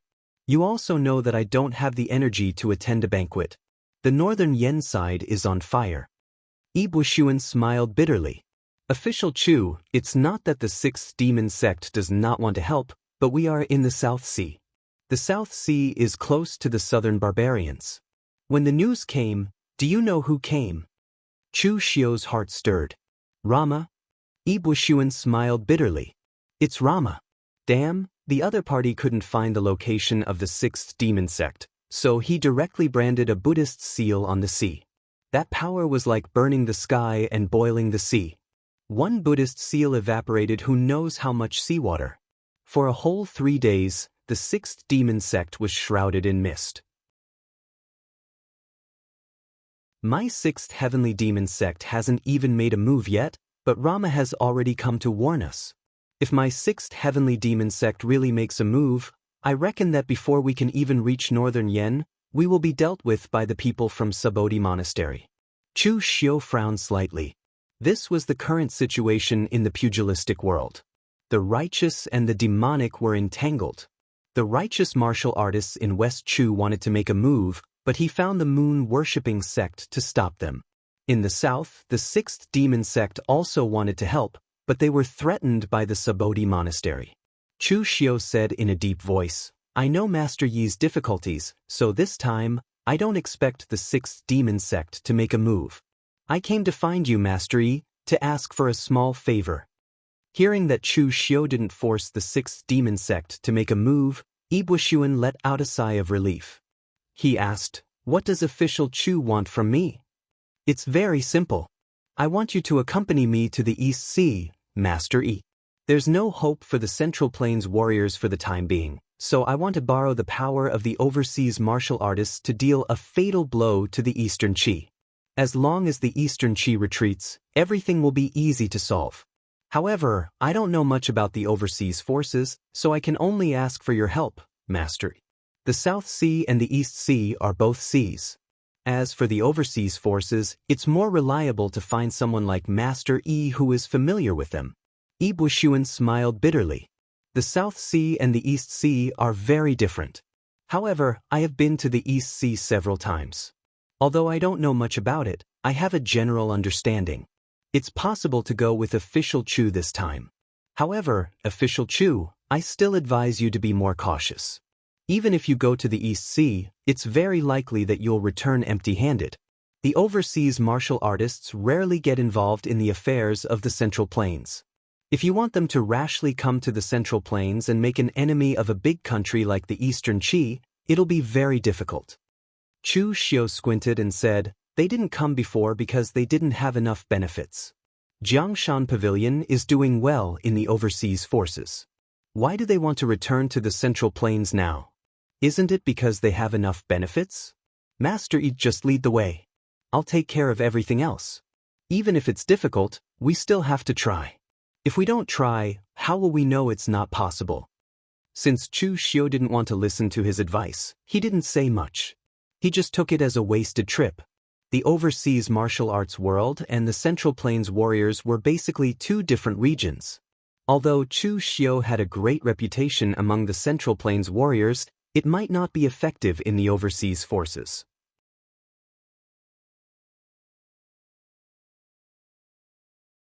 Chapter 1004.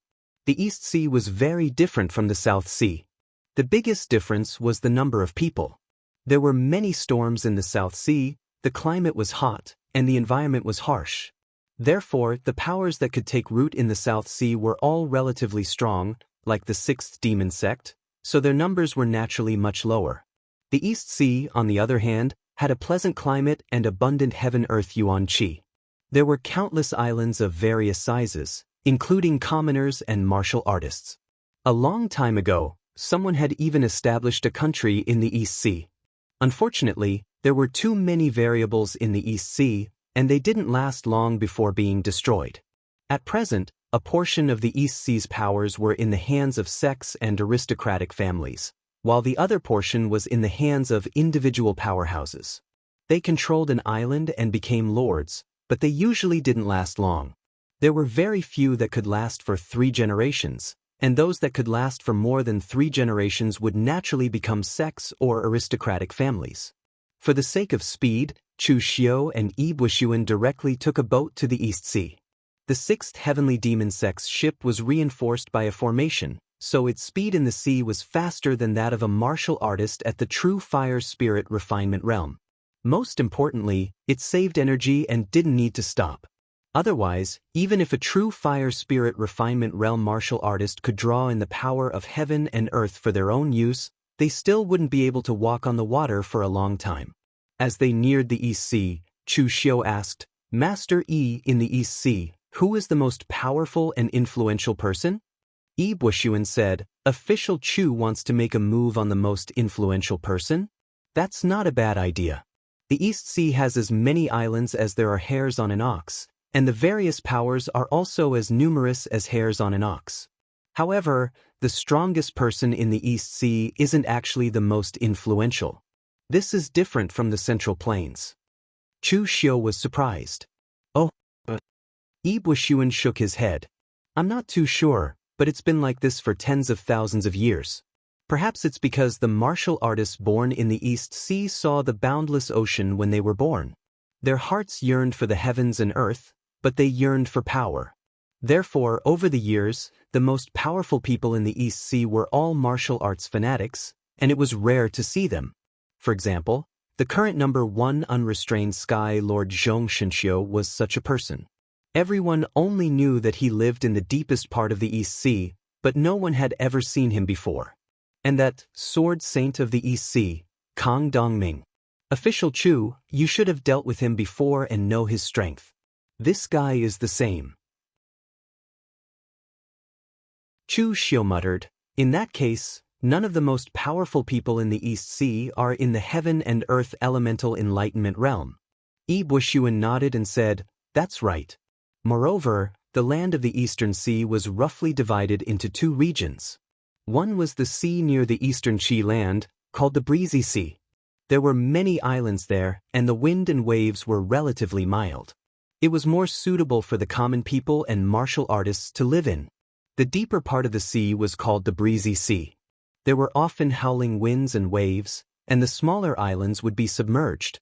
Only the truly large islands and powerful martial artists could survive there. The environment there was even worse than in the South Sea. Therefore, official Chu basically didn't have to consider the forces in the Breezy Sea. The forces on the large islands there were self-sufficient, and they were too far away from Eastern Qi. They wouldn't be easily moved. There were many forces in the Breezy Sea, and most of them had trade with Eastern Qi. Some even traveled between the Central Plains and overseas. These people are worth considering. Then who is the strongest person in the Breezy Sea? Supreme Island Lord, God Ai, Hua Xingzuan, the fifth Lord Hua. Yi Buxuan didn't even hesitate and spat out the name. He's very strong, and his force is also very strong? Since he dared to name his island Supreme Island, was he really going to be the master of the overseas region? At this moment, a strange expression appeared on Yi Buxuan's face as he said, although he is also at the true fire spirit refinement realm, his strength isn't too great. Not to mention the fact that he's already old. Even when he was young, he was still a mediocre person in the same realm. At the very least, I don't fear him at all. Strictly speaking, his force isn't very strong. There aren't many forces that belong to him, but the forces that are indirectly related to him can dominate the Breezy Sea. Chu Xiu suddenly became interested in this fifth Lord Hua. The composition of the overseas region is quite interesting. Someone like this can dominate a sea region as large as the Breezy Sea? Yi Buxuan said, the main reason why Hua Xingzuan has the power he has today is because of his foresight. Hua Xingzuan's nickname is God's Eye. This God's Eye doesn't refer to the fact that he cultivates some kind of eye technique that can shock the world and make the gods weep. Instead, it refers to the way he looks at people. Moreover, people call him Fifth Master Hua not because he ranks fifth, but because he has 5 godson. At this point, Yi Buxuan clicked his tongue and sighed. When I first heard about this, even I sighed. This fifth Master Hua was either a grandmaster proficient in the Tao of divination, or he really had some kind of treasure on him. His eyes were simply too divine. None of Hua Xingzuan's descendants are successful, but he has adopted 5 godson, and all of them are dragons and phoenixes among men. His eldest godson, sword maniac Qiu Tinya, is a master in the way of the sword. 50 years ago, he had already stepped into the true fire spirit refinement realm and was invincible in the Breezy Sea. If Kang Dongming had been born 50 years earlier, the title of Sword Saint of the Eastern Sea would not have fallen on his head. However, Qiu Tinya was a sword maniac and liked to test his swordsmanship. There was no one in the Breezy Sea who could match him, so he went to the Windbreaker Sea. It was said that he defeated several island lords of the large islands. In the end, he even went to challenge Zhong Shenxiu. However, there was no trace of him since then. Many people said that even if he did not die at the hands of Zhong Shenxiu, he was buried in the Boundless Sea region. Hua Xingzuan's second godson is the island lord of Divine Weapon Island. He is at the peak of the true fire spirit refinement realm and is known as the #1 general of the Eastern Sea, Bailey Paubing. He uses his body to fight against divine weapons. Divine Weapon Island is not a place for forging divine weapons, but for burying divine weapons. His third godson is the largest fleet in the Eastern Sea, the master of the Blue Dragon Fleet, Fu Longxiao. He is at the peak of the true fire spirit refinement realm. In the entire Breezy Sea, only his Blue Dragon Fleet can safely travel between the Breezy Sea and the Windbreaker Sea without a single accident. His fourth godson is Nalan Hai. He is also at the true fire spirit refinement realm. However, he is a bit unlucky. In his early years, he had a conflict with Kang Dongming. As a result, his legs were cut off by Kang Dongming. Now, he is living in seclusion on a small island. A true fire spirit refinement realm martial artist without legs. Although his cultivation is still there, his combat power will be greatly reduced. As for his fifth godson, you should know about official Chu. He is the current pavilion master of Jiangshan Pavilion, Zhao Yuanfeng. I heard that he has become the regent of Wei country. When Jiangshan Pavilion first came to the overseas region, it was basically a stray dog. It even had a conflict with some overseas forces, including the forces under the 5th Lord Hua. Zhao Yuanfeng was still very young at that time. He was not the person in charge of Jiangshan Pavilion yet. However, he dared to go to the Supreme Island alone to negotiate with the 5th Lord Hua. He was valued by the 5th Lord Hua. Not only did he end the conflict between them, but he also recognized Zhao Yuanfeng as his godson. The reason why Jiangshan Pavilion is able to establish itself in the overseas region is not only because of Zhao Yuanfeng's efforts, but also because of the 5th Lord Hua's reputation. Chu Xiu was shocked when he heard Yi Buoxuan telling him about the 5th Lord Hua. He had never heard of such a person before. He was lucky to have a big shot as his godson. However, if he was lucky to have 5 godson, then the 5th Lord Hua's luck must be off the charts. It was no wonder people called him the God's Eye. His ability to judge people was almost godly. However, Chu Xiu suddenly thought of something. He said in surprise, I remember that Kang Dongming used to be a guest of Jiangshan Pavilion. He even crippled the leg of Hua Xingzuan's 3rd godson. They must have a deep grudge against each other. Why would Jiangshan Pavilion still dare to use him? Yi Buoxuan chuckled and said, Official Chu, you fought with Kang Dongming before. It wouldn't be an exaggeration to say that he's the strongest person in the Jianghu below the metaphysic realm of heaven and earth, right? Chu Xiu nodded. That kind of monster was certainly not an exaggeration. He was the only freak he had ever seen who could step into the metaphysic realm of heaven and earth but did not take the initiative to do so. Yi Buoxuan spread his hands and said, In the entire breezy sea, Kang Dongming is almost invincible. The 5 godson of Hua Xingzuan are indeed strong, but they can't do anything to the powerful Kang Dongming, who has no desires. Fighting him to the death would be the worst deal. Moreover, Zhao Yuanfeng was only Hua Xingzuan's godson, not his biological son. Therefore, they didn't have much of a relationship with Nailan Hai. For a godson they had no relationship with, exchanging an almost invincible guest of the breezy sea, which was a good deal. Of course, in the entire breezy sea at that time, only Zhao Yuanfeng dared to use Kang Dongming as a guest.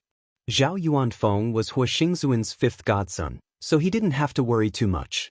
However, the other forces were afraid of offending Nailan Hai and the 5th Lord Hua. Therefore, even if Kang Dongming took the initiative to come to them, they wouldn't dare to use him. Chu Xiu nodded in understanding. While they were talking, the giant ship had already arrived in the East Sea, heading straight for the largest island in the East Sea, Haotian Island. Haotian Island was the largest island in the entire East Sea, including the Breezy Sea and the Feng-splitting Sea. It was like a small piece of land. Haotian Island didn't belong to any force. Everyone could come to the island to trade, live, and so on. More than 10 famous Jianghu masters of the Breezy Sea and the major forces sent some elites to form an alliance to maintain the basic order of Haotian Island. Yi Buoxuan brought Chu Xiu to Haotian Island first to inquire about the news. After all, he was from the South Sea. It had been several years since he last came to the East Sea. He didn't know if the situation in the East Sea had changed.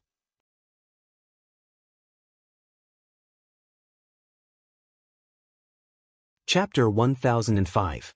As soon as Chu Xiu and Yi Buoxuan arrived on Haotian Island, they could feel the difference between this place and the Central Plains warriors. The biggest difference was not the attire, language, etc., but the atmosphere. Most of the Central Plains warriors were from sects and aristocratic families. Most of the people who came and went were also in cliques. Moreover, in the East Sea, sects and aristocratic families were a part of it. There were also some islands that were loosely allied. There were also many independent martial artists who came and went between the islands. Therefore, it became a spectacle.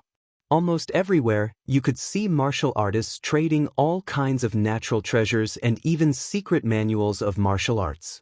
Some of the things that the Central Plains warriors thought couldn't be taught casually could be bought here as long as you could pay the right price.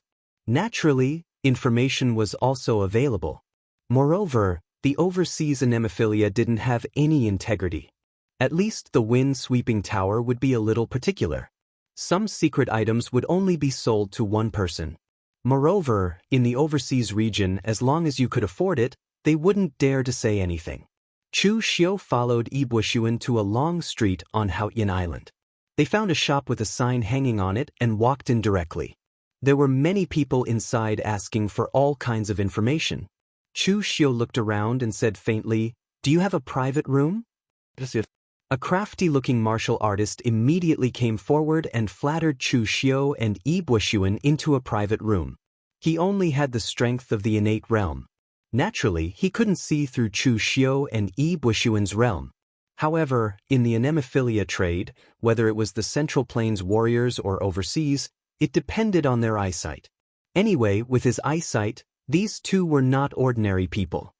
"What kind of information do you need?" Chu Xiu said indifferently, "All the major news that happened in the Cool Breeze Sea in the past few years." The wind medium said awkwardly, "You're making things difficult for me. The Breeze Sea is so big, and from our anemophilia's point of view, there are major events happening every day. What level are these major events?" Chu Xiu didn't say anything. He took out an ingot of purple gold and threw it on the table. Seeing that ingot of purple gold, the wind medium's eyes immediately lit up, and he put it into his bosom. He took out a thick book from somewhere and said, "What information do you want?" "I have it here." Purple gold was something that was extremely rare in the outer seas. There were very few purple gold mines in the outer seas. Even if there were, a portion of it was under the sea, and it was extremely difficult to mine it. Therefore, the purchasing power of purple gold in the outer seas was much higher than in the Central Plains. Chu Xiu was so generous.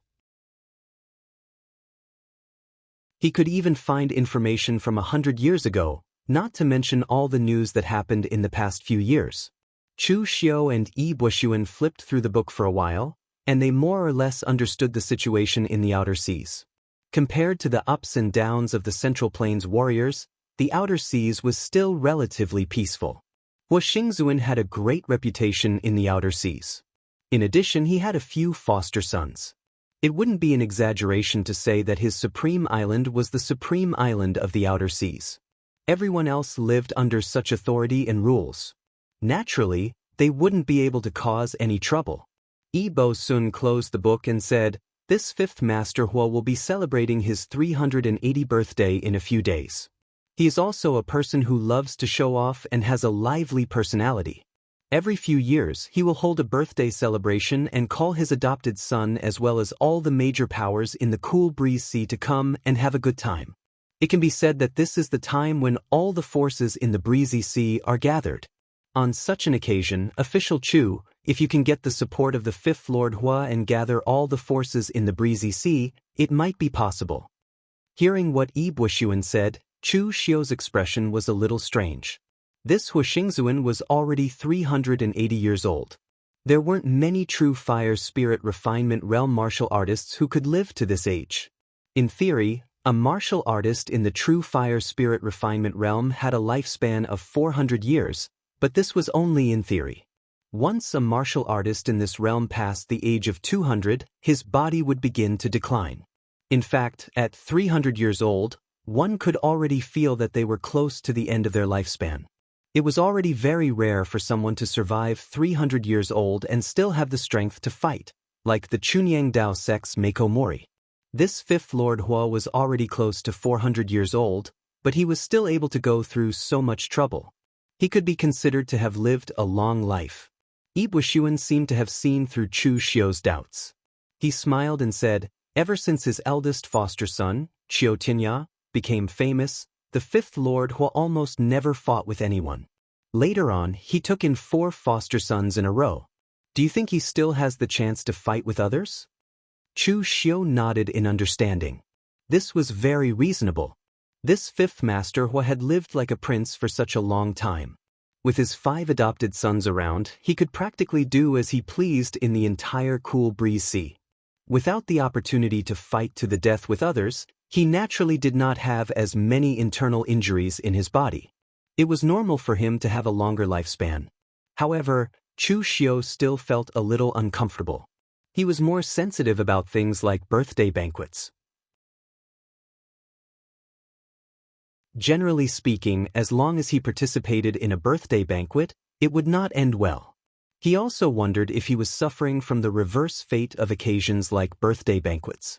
However, this time, Chu Xiu was really going to join forces with people from overseas. He was not going to look for trouble. Therefore, Chu Xiu asked the Anemophilia, "Do you know what the fifth Lord Hua likes? What did the major forces of the breezy ocean give him during his birthday banquets?" The Anemophilia smiled bitterly and said, "With the fifth Lord Hua's identity, what rare treasures can't he get? Moreover, the fifth Lord Hua does not devote himself to martial arts. He doesn't care about cultivation manuals and the like. So, you stumped me on this. Then how do you give him birthday gifts? Do you just give them randomly?" The Anemophilia shrugged and said helplessly, "Just give them whatever you want. Of course, we have to choose the precious ones." In fact, the martial arts forces of the breezy ocean also had some complaints about the fifth Lord Hua holding birthday banquets frequently. Although the fifth Lord Hua said that his birthday banquets were just for everyone to have fun together, even if he did not give gifts, who would dare to refuse? But since the old man said so, who would dare to not give gifts? Moreover, they could not give gifts lightly. If others give expensive gifts, you can give something light, but it also depends on the strength of your sect. Even if a small island owner just gave a calligraphy painting, the fifth Lord Hua would not be picky. But if you, a big island owner, also gave a calligraphy painting, then the fifth Lord Hua would not be happy even if he did not say it. Then you would be out of luck. Everyone is competing with each other to give gifts, and none of the forces dare to hide their gifts. The expenses are not ordinary. Chu Xiu said with a faint smile, "Aren't you afraid that something will go wrong by slandering the fifth Lord Hua here?" The Anemophilia chuckled and said, "The fifth Lord Hua will not care about an ant-like person like me. Moreover, these things are being discussed in the entire breezy ocean, so there is no way we can control them all. But if the two of you want to attend the fifth Lord Hua's birthday banquets, you'd better think of a way to get an invitation." Chu Xiu asked doubtfully, "Can't anyone attend the birthday banquets?" Anyone can attend the birthday banquets, but do the two of you know how many forces there are in the entire breezy ocean, and how many lone cultivators there are? On the day of the birthday banquets, the entire Supreme Island will be packed. Most people can only have a banquet outside, and they are not qualified to enter the inner house at all. Only those who have less than 1,000 invitations are qualified to enter the inner house and see the fifth Lord Hua. Chu Xiu knocked on the table and asked, "Then how can I get an invitation?" The Anemophilia said, "There is nothing I can do about that. The invitations are sent to the leaders of the various forces, and no one will sell them. However, one invitation can bring 3 people. Some loose cultivators are alone, so they will help their juniors, or directly sell their spots. You can all give it a try." Recently, a great-grandson of the fifth Lord Hua has been giving out invitations on the Haotian Island. You can try your luck there and see if you can get one. Of course, it will be very difficult. The invitations are limited, and even if that person is the great-grandson of the fifth Lord Hua, he won't dare to do anything. Chu Xiu nodded and left with Ibuxuan. As long as he had some clues, it would be easy to get an invitation. Chu Xiu first went to the place where the great-grandson of the fifth Lord Hua was with Ibuxuan.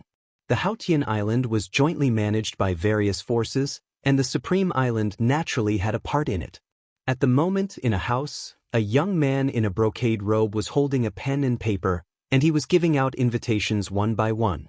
To be more precise, it was the people who were invited to the birthday party who went up to him to confirm their identities, and then went to him to get the invitations. In the past, it was usually the host's family who came to deliver the invitations, But the great-grandson of the fifth Lord Hua was too lazy to go from house to house, so he stayed on the Haotian island and called everyone over to get the invitations himself. When someone came, he would cross off the name on the list. It was easy and effortless. But even so, he still reprimanded impatiently, "Hurry up. What are you waiting for? I'm waiting here to give you invitations on such a hot day, and you're still dilly-dallying? Even the old turtle in the sea is faster than you." Hearing that, the faces of the sect leaders and island masters darkened, but they didn't act up. After all, the person was the great-grandson of the fifth Lord Hua, and he was even a direct descendant. It was said that the fifth Lord Hua doted on him, so they couldn't afford to offend him. But seeing this scene, Chu Xiu shook his head. Some powerful island masters were definitely personally sent invitations by the Supreme Island's higher-ups, but the strength of the people present wasn't weak either. At least among those who came to get the invitations, there were many real pellet state, and the weakest was at the unity of man and nature state. But the great-grandson of the fifth Lord Hua was only at the physical invulnerability state. Although with Chu Xiu's current realm, a real pellet state could be easily killed with a slap. But in the eyes of most martial artists, the grandmaster of the real pellet state was already an unattainable existence. In the Central Plains warriors, they could establish their own sects, and in the overseas land, they could also dominate an island. But now, they were humiliated by this young man. This was simply ruining the Supreme Island's reputation.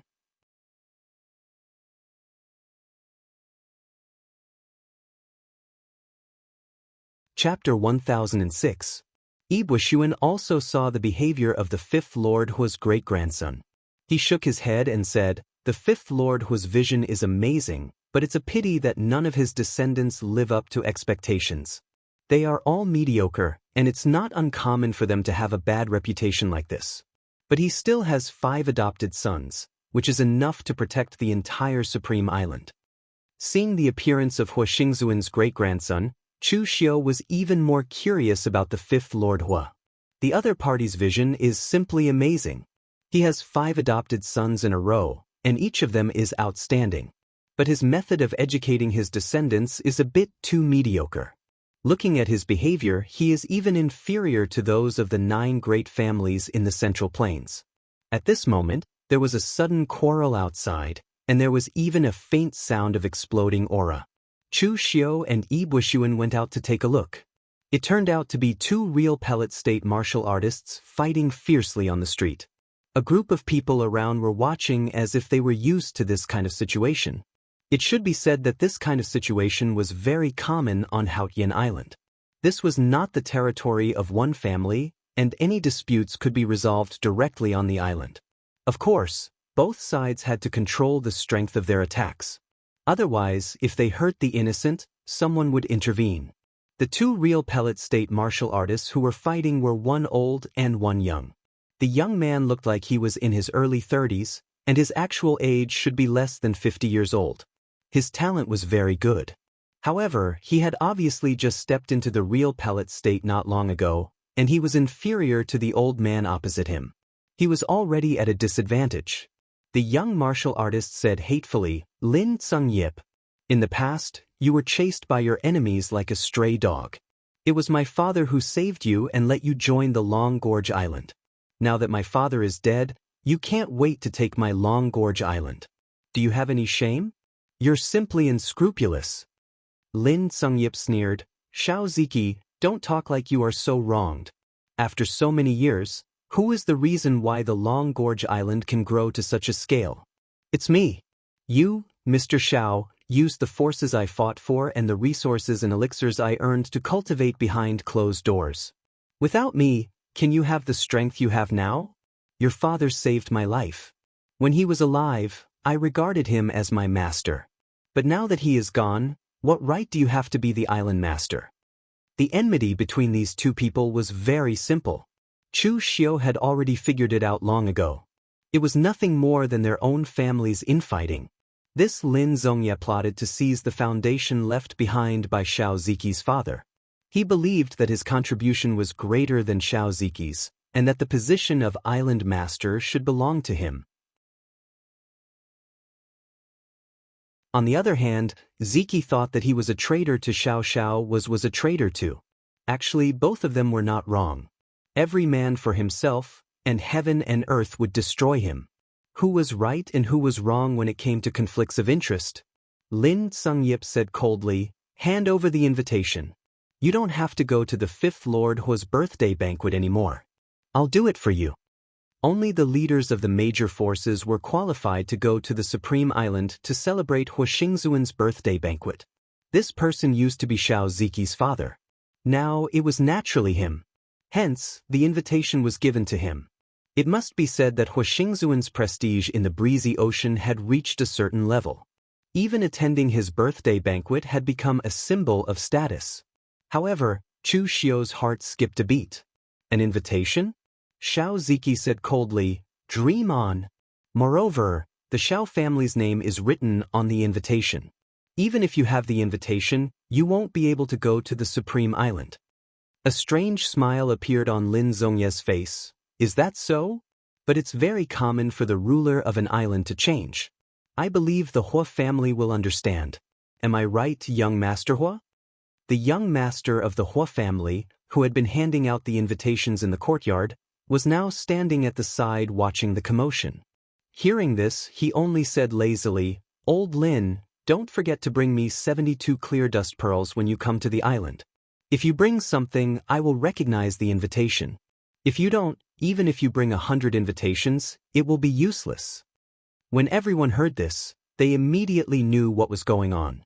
Lin Tsungyip was really well prepared. He had already hooked up with the young master of the Hua family. Although the name of the invitation was wrong, which was against the rules, the disciples of the Supreme Island might not take it seriously since the young master Hua had spoken. At this moment, Xiao Ziki's heart was filled with despair. Lin Tsungyip had already planned everything. Was the foundation that his father left behind going to be lost just like that? But suddenly, a voice was heard. "If I help you get rid of this old man, how about you bring the two of us when you go to the Supreme Island?" Everyone immediately looked at Chu Xiu and Yi Buoxuan when they heard the voice. Chu Xiu and Yi Buoxuan naturally wouldn't flaunt their true fire spirit refinement state aura when they went to the island. Instead, they concealed their aura. However, people like Xiao Ziki and Lin Tsungyip could tell that Chu Xiu and Yi Buoxuan weren't simple at all, because even they couldn't see through them. Therefore, Xiao Ziki didn't even consider the background of Chu Xiu and the others. He immediately said, "If the two of you can help me, I'll give you anything you want." His family's business was about to be taken away. As long as the other party didn't want his life, he was willing to give them anything they wanted. Lin Tsungyip squinted his eyes and said, "People of the Central Plains, this is an overseas dispute. It's best that you don't interfere." The clothes that Chu Xiu and Yi Buoxuan were wearing were very different from those of the overseas martialists. Coupled with their accents, it was easy to tell that they were from the Central Plains. Lin Tsungyip's tone was filled with fear and threat. However, his heart skipped a beat when he saw the look in Chu Xiu's eyes. This was because Chu Xiu's eyes looked as if he was looking at a dead man. Before Lin Tsungyip could speak, Chu Xiu had already used his palm as a blade and slashed out gently. A wisp of black fire condensed in Chu Xiu's blade. It seemed very weak and tiny, and it didn't even emit any energy fluctuations. However, at this moment, the terrifying instinct of being in a life-and-death situation made Lin Tsungyip erupt with all his strength. He even burned his essence and blood to resist the weak black fire. However, this was still in vain. That black flame easily burned through his protective Jin Qi and touched his body. In an instant, his entire body was burned into a pile of ashes, leaving no bones behind. Everyone present suddenly fell into silence. They couldn't believe that a martial arts grandmaster of the real pellet state died so easily in the hands of the opponent. Everyone present couldn't help but feel a chill in their hearts. Even Yi Buoxuan was the same. He was an old man in the demonic path. He had dealt with both Ming Mo and Yin Mo. Most of the people in the demonic path were paranoid and crazy. No matter what they did, it wasn't too much. Therefore, when Yi Buoxuan first met Chu Xiu, he actually didn't feel that Chu Xiu was a demonic cultivator. Because although Chu Xiu was ruthless, his opponents were all his enemies. Moreover, Chu Xiu didn't have any strange dark hobbies like other demonic cultivators, nor did he rape, pillage, or kill his enemies. But now Yi Buoxuan understood that in the entire demonic path, perhaps he, Chu Xiu, was the person with the deepest demonic nature. Originally, this matter had nothing to do with him. However, because of the invitation, he had jumped out to kill someone. From this, it could be seen what exactly human life represented in Chu Xiu's heart. Perhaps, to him, human life was just a tool, a stepping stone. That was the most terrifying thing, because you didn't know when you would have a conflict of interest with Chu Xiu one day. At that time, he wouldn't kill you so easily. At this time, in the silence, a discordant voice suddenly sounded, "Hey, you killed old Lin, what about the Mingchen bead he promised to give me? Are you going to compensate me?" The young master of the Hua family spoke first, and there was even extreme dissatisfaction in his tone. The others might be shocked by Chu Xiu's strength, but he wasn't. Since he was young, he had been surrounded by too many strong cultivators. The foster sons of his ancestors were not easy to deal with. Hearing this voice, Chu Xiu frowned. When he looked over, his eyes seemed to be nurturing a mountain of corpses and a sea of blood. It was extremely terrifying. The young master of the Hua family was shocked, and he didn't dare to say another word. But at this time, an old man with the strength of true fire spirit refinement realm walked over from afar. The others all respectfully called him Tu Feng. This was one of the current managers of Haotian Island. He was a lone cultivator, but his seniority in terms of seniority was very high. Feng didn't say anything. He only released his own aura and said calmly, "When the strong cultivators of the Central Plains come to our East Sea, the people of the East Sea are warm and hospitable, and we will definitely treat them well. However, if they kill people as soon as they come, we don't dare to treat them well even if we want to." As he said that, Feng's body released a powerful pressure that attacked Chu Xiu. However, a powerful pressure that was 10 times or even 100 times stronger than the previous one descended, causing Feng's eyes to bulge. In less than 3 breaths' time, he couldn't bear the pressure anymore. He shook his head and said, "There are talented people in every generation. I'm old." After saying that, Feng actually turned around and left. Before he left, he said calmly, "There aren't many rules on Haotian Island. When it comes to personal grievances, death is death. However, don't think that anyone can act recklessly on Haotian Island. The East Sea isn't a place where anyone can act recklessly." Chu Xiu was famous among the Central Plains warriors. However, in the East Sea, or rather, in the eyes of a semi-retired martial artist like Feng, he didn't have much of an impression. However, regardless of whether it was the Central Plains or overseas, strength was the best proof of everything. Just that aura alone was enough to make him feel that even if he had been at his peak when he was young, he probably wouldn't have been able to withstand 3 moves from this person before him.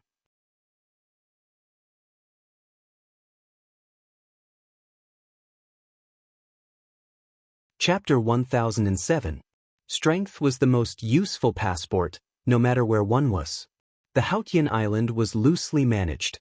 The rules might be useful to others, but to people like Chu Xiu, they were basically useless. Thus, Elder Feng only left a few pleasantries before disappearing. Even the young master of the Hua family dejectedly returned to continue sending out invitations.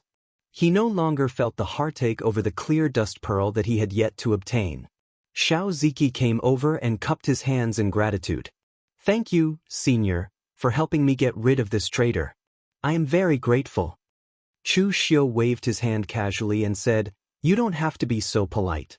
It's just a deal. Don't forget what you promised me." Xiao Ziki nodded and said, "Don't worry, I will take the 2 of you to the 5th Lord Hua's birthday celebration in a few days." In fact, Xiao Ziki was also very puzzled. He could see that the 2 of them were experts in the true fire spirit refining realm. There were only a few experts at this level in the overseas region. Why would such people come to the 5th Lord Hua's birthday celebration? Could it be that the 5th Lord Hua's reputation was so great that it could affect the experts in the Central Plains? Although Xiao Ziki was puzzled, he did not ask much. he just invited Chu Xiu and Yi Buxuan to wait at his residence. At this time, Yi Buxuan suddenly asked Chu Xiu through voice transmission, "Official Chu, I don't think there's anything special about this Xiao Ziki. Why did you choose to help him instead of Lin Tsungyip? Is it because you hate traitors, Official Chu?" Yi Buxuan could see that Chu Xiu had killed someone casually because of the invitation. Therefore, it didn't matter who he killed just now. If he helped Lin Tsungyip kill Xiao Ziki, he would still get the invitation. Chu Xiu shook his head gently and said, "I don't hate traitors. In fact, many people in the Jianghu say that I, Chu Xiu, am a traitor. It's not the first time I've betrayed my master. Although I don't hate traitors, I don't want to cooperate with idiots." Lin Tsungyip was too useless. He thought himself clever and was greedy. According to him, he had been in charge of all the affairs of the Long Gorge Island for so many years, while Xiao Ziki only focused on cultivation. Therefore, even if he was not the island lord, his prestige must be higher than Xiao Ziki's. This matter could have been carried out step by step. He could have secretly schemed to make the entire Long Gorge Island fall out with Xiao Ziki and ruin his reputation. Then he would be forced to become the island lord. But in the end, Lin Tsungyip insisted on taking it by force. Obviously, he was a greedy and stupid guy. All humans are greedy. I can cooperate with greedy people, and I can tolerate greed, but I can't tolerate a greedy idiot. Hearing Chu Xiu's words, Yi Buxuan broke out in a cold sweat. Lin Tsungyip was lucky to have met Xiao Ziki, a guy who only had strength but had no experience in scheming. If he had met Chu Xiu, he would have been cheated until not even his bones were left. Of course, not even his bones were left now. At this moment, a voice suddenly rang out. "I didn't expect to meet the famous official Chu in the East Sea, as well as sect leader Yi Buxuan of the Sixth Demon Sect. What an honor." Chu Xiu and Yi Buxuan both looked back in surprise. They didn't expect someone to recognize them in a place like this. The speaker was a middle-aged man in purple with an extraordinary aura. This middle-aged man also had the strength of the true fire spirit refinement realm. His aura was condensed and abnormally dense. Seeing Chu Xiu and Yi Buxuan, he greeted them with cupped hands. Every move he made was filled with a sense of grandeur. Before Chu Xiu and Yi Buxuan could ask, the man took the initiative and said, "I am Pak Donglai. I run some small businesses in the East Sea. It's normal that you haven't heard of me." Yi Buxuan smiled and said, "Tian Yishui Hall Pavilion Master, Purple Air from the East, Pak Donglai is famous. Who doesn't know of him? Moreover, if Tian Yishui Hall is only a small business, then all the shops in the East Sea can only be described as street stalls." As Yi Buxuan said this, he secretly introduced Pak Donglai to Chu Xiu. This person was born in the wilderness. In his early years, he brought a few small boats to the Windbreaker Sea in search of treasures and opportunities. After he accumulated some savings, he built Tian Yishui Hall on various islands in the East Sea. He sold all kinds of rare treasures, weapons, elixirs, cultivation methods, ancient books, and so on. At the same time, he also bought some resources from rogue cultivators. Because Pak Donglai's Tian Yishui Hall was fair and honest, even when he bought some items from rogue cultivators, he would try his best to give a higher price. Therefore, in the East Sea, Pak Donglai had a good reputation. Moreover, he was a righteous person. If anyone encountered difficulties and asked for help from Tian Yishui Hall, as long as it was not too excessive, the Tian Yishui Hall on each island would help as much as possible. Although there were some people who took advantage of him, most people were grateful to him. In short, this person was also a big shot in the East Sea. Pak Donglai asked, "Both of you are big shots in the Central Plains warriors. May I know why you have come to the East Sea this time?" Chu Xiu smiled and said, "I have long heard of the name of the fifth Lord Hua of the East Sea Supreme Island. This time, we have come to congratulate the fifth Lord Hua on his birthday." Pak Donglai only smiled and said, "That's great. I will also attend the fifth Lord Hua's birthday. We will see you then. If the two of you don't mind, after the fifth Lord Hua's birthday, you can also come to my Tian Yishui Hall as a guest." After exchanging some pleasantries, Pak Donglai turned and left. After Pak Donglai left, Yi Buishuan asked, "Official Chu, what do you think of this person?" Chu Xiu said calmly, "He seems to be generous and forthright, but in fact he is very thoughtful and knows his limits." They were both experienced and astute people. Pak Donglai might be able to deceive others, but he could not deceive Chu Xiu. Since the other party knew them, he should have noticed Chu Xiu when Chu Xiu stood out to kill people. In the end, he only came out after Chu Xiu killed the people and Feng was scared away. He pretended to be surprised and did not want to get involved in trouble. Moreover, Chu Xiu said that he had only come to celebrate the 5th Lord Hua's birthday. Even an idiot would not believe him. If Pak Donglai was really generous and forthright, he would definitely flick his sleeves and leave on the spot. However, he seemed to really believe it and did not even say a word of doubt. Moreover, he could also guess that Chu Xiu was wary of him. Therefore, after exchanging a few pleasantries, he turned around and left. He did not continue to be entangled here. That was why Chu Xiu said that he knew his limits. Yi Buishuan said with a smile, "Pak Donglai has a good reputation in this area of the Breeze Sea. I don't think many people will believe what you said about him."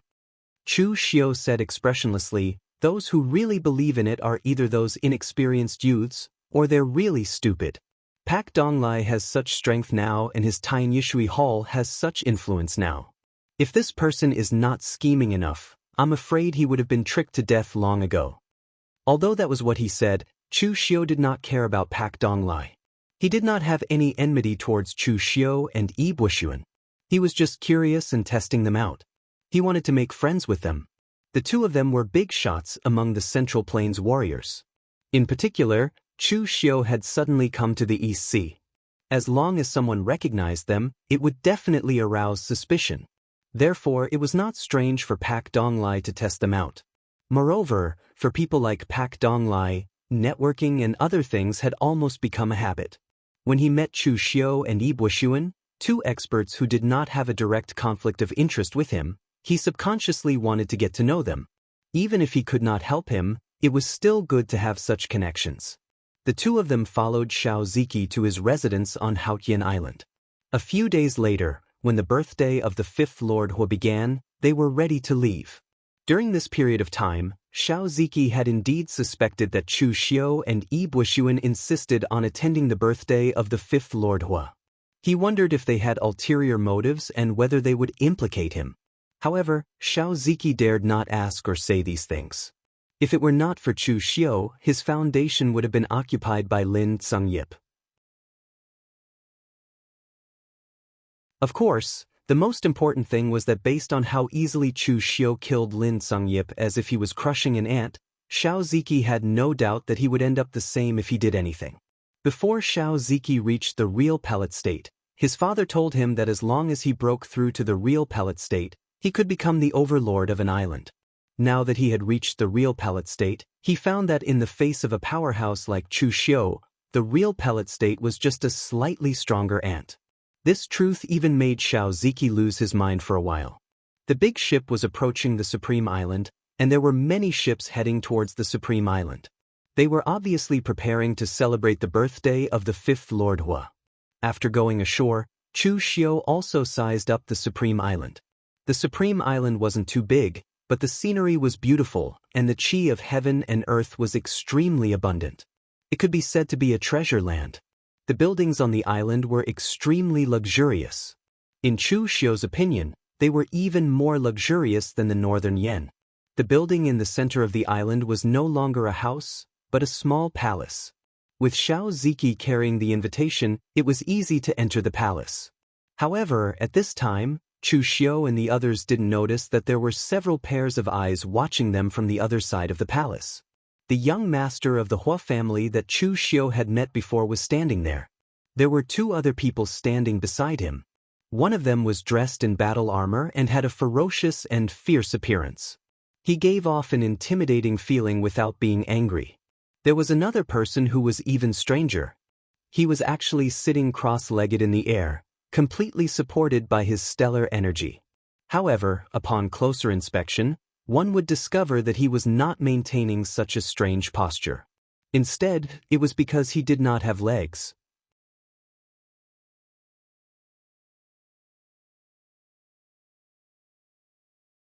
Chapter 1008. The people who were secretly observing Chu Xiu and the others were none other than Hua Xingzuan's second foster son, Bailey Pobing, the owner of Divine Weapon Island, and his fourth foster son, Naylan Hai.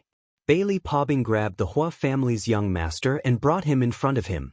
He asked loudly, "Kid, you're saying that these two fellows deliberately killed people in order to attend foster father's birthday celebration? That's how they obtained the invitation?" Young Master Hua nodded and said, "That's right, it's the two of them. They seem to be some big shots of the Central Plains warriors."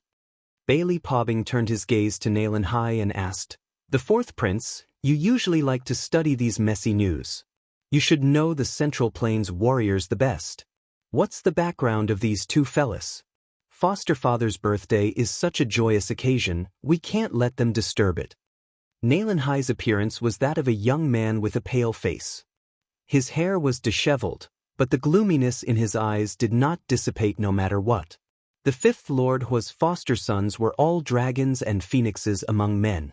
Naylan Hai used to be one, but now he was a crippled dragon and phoenixes among men. Kong Dongming's strength was almost invincible among those below the heaven and earth mysterious realm. He was so powerful that it made people feel hopeless. Even if the fifth Lord Hua's foster sons attacked him together, they might not be able to defeat him. Moreover, the fifth Lord Hua's foster sons each had their own thoughts. They were all the fifth Lord Hua's foster sons, but they were not brothers. For example, Zhao Yuanfeng knew that Kong Dongming had injured him, but he still dared to use Kong Dongming as his follower. Among the fifth Lord Hua's foster sons, he was only close to Bailey Pobing. The young Master Hua glanced at Naylan Hai cautiously. Of course, the fifth Lord Hua's foster sons were all people he could not afford to offend. The fifth Lord Hua treated them better than his own sons. However, young Master Hua was not afraid of the ferocious Bailey Pobing. Instead, he was afraid of the taciturn Naylan Hai. Hearing this, Naylan Hai said indifferently, "Strictly speaking, the one in the black robe and mask is not a martial artist from the Central Plains. He is the leader of the 6th demon sect in the South China Sea, Ibuxuan. As for that young man, if I'm not mistaken, he should be the strongest person in the Yinma clan on the surface. He is also its leader, the leader of the subduing martial hall, Chu Xiu. He is definitely a big shot in the Central Plains warriors. He is in charge of the Yinma clan, and all the forces in the northern Yen martial world regard him as the supreme leader. Although he is not the leader of the Guanzhong torture room in name, he is his puppet. One of the four spirits, the former leader of the Blue Dragon Society, Bu Tianen, was killed. In the end, the Blue Dragon Society did not avenge him. Instead, it was controlled by the murderer. The information that Naylan Hai said was not new to the Central Plains warriors. Almost everyone knew about it. However, it was not easy to have such detailed information about Chu Xiu in the overseas area. Bailey Pobing was speechless. He said, "This guy has such a powerful background. The Yinma clan is not worried at all. How could they hand over such a big foundation to such a young man?" Naylan Hai squinted his eyes and said, "In the Jianghu, apart from distinguishing one's seniority, is there any other meaning to age? As long as one is powerful enough, what foundation can't he get? The fourth prince, I think this guy is up to no good when he comes to celebrate his godfather's birthday. He is a big shot of the Devil Path in the Central Plains. What is he doing in the East Sea? Anyway, none of the warriors in the Central Plains are good people. How about this? Before the birthday celebration starts, I will find a reason to kick him out." In the past, before Bailey Pobing became the fifth Lord Hua's adopted son, he had gone to the Central Plains to make a living. No one knew what happened at that time. However, it was said that Bailey Pobing suffered a great loss. Therefore, as long as he met warriors from the Central Plains, even if they did not provoke him, they would be easily beaten up by him. Naylan Hai glanced at him and said, "This is my godfather's birthday celebration. He hasn't done anything yet. What are you so anxious about? If you act rashly, the one who will be kicked out might not be Chu Xiu, but you. Keep an eye on him and observe the situation. Remember, this is the outer endless sea, the supreme island. This is our territory, not Chu Xiu's." Although that was what Nalen Hai said, he still had doubts in his heart. He remembered that Eastern Qi had already started to attack the Northern Yen. This Chu Xiu had close relations with the Northern Yen royalty. Even the Northern Yen royalty was helped onto the throne by him. Did he come to the East Sea have something to do with this? At that moment, Chu Xiu had already followed Xiao Ziki into the hall. It was an extraordinarily gorgeous hall, with tables and seats placed around it. However, Xiao Ziki was in a dilemma. There were only a limited number of true fire spirit refinement state experts in the breezy sea. Therefore, there were also a limited number of seats at the front that were specially prepared for true fire spirit refinement state experts. With Xiao Ziki's strength and influence, he could only sit in the middle. However, Chu Xiu and Yi Buoxuan were genuine true fire spirit refinement state experts. Did they have to sit with him? Fortunately, this time, Chu Xiu was here to find someone to work with and not to look for trouble. Therefore, he did not argue over a seat. He simply said, "Sit down." About an hour later, the hall was filled with people. There were 5 seats at the front, but only 3 people were seated.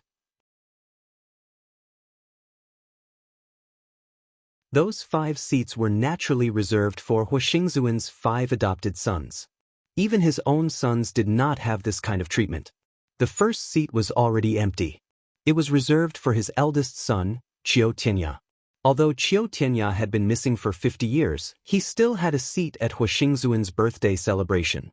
The second seat was the island master of Divine Weapon Island, Bailey Pobing. For some reason, Chu Xiu always felt that Bailey Pobing was looking at him. The third seat was the master of the Blue Dragon Fleet, Fu Longxiao.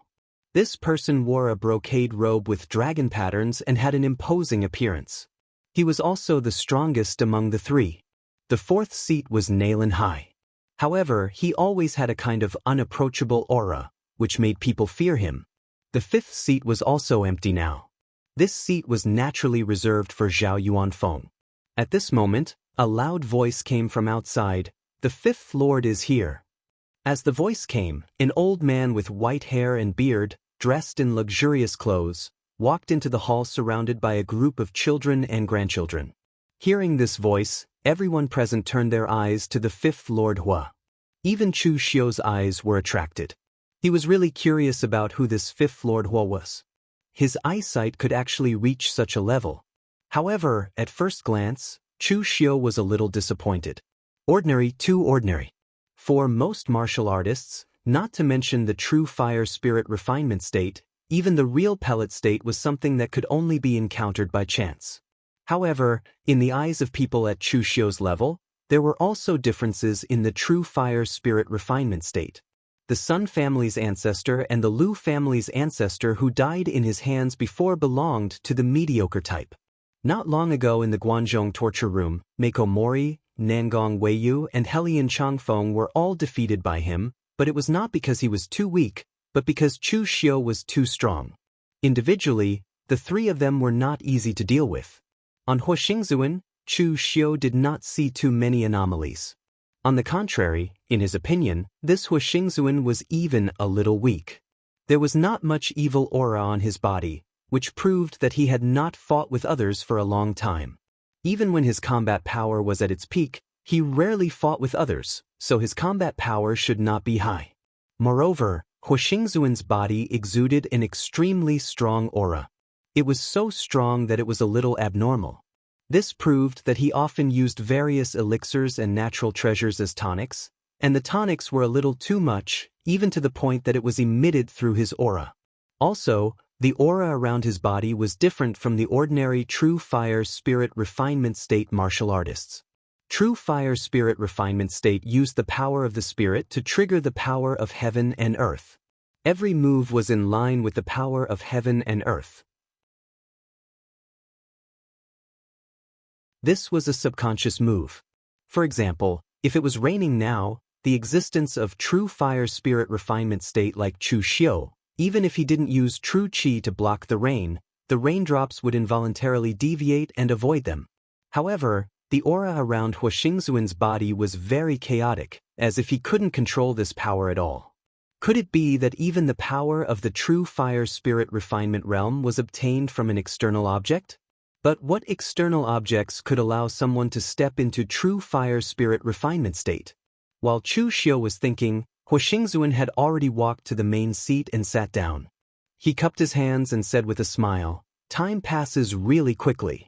I didn't expect that in the blink of an eye, I would already be 380 years old. This birthday? Every time we celebrate it, we get older. In a few more years, perhaps everyone will have to attend Ai's funeral." Someone immediately said, "What are you talking about, Fifth Lord?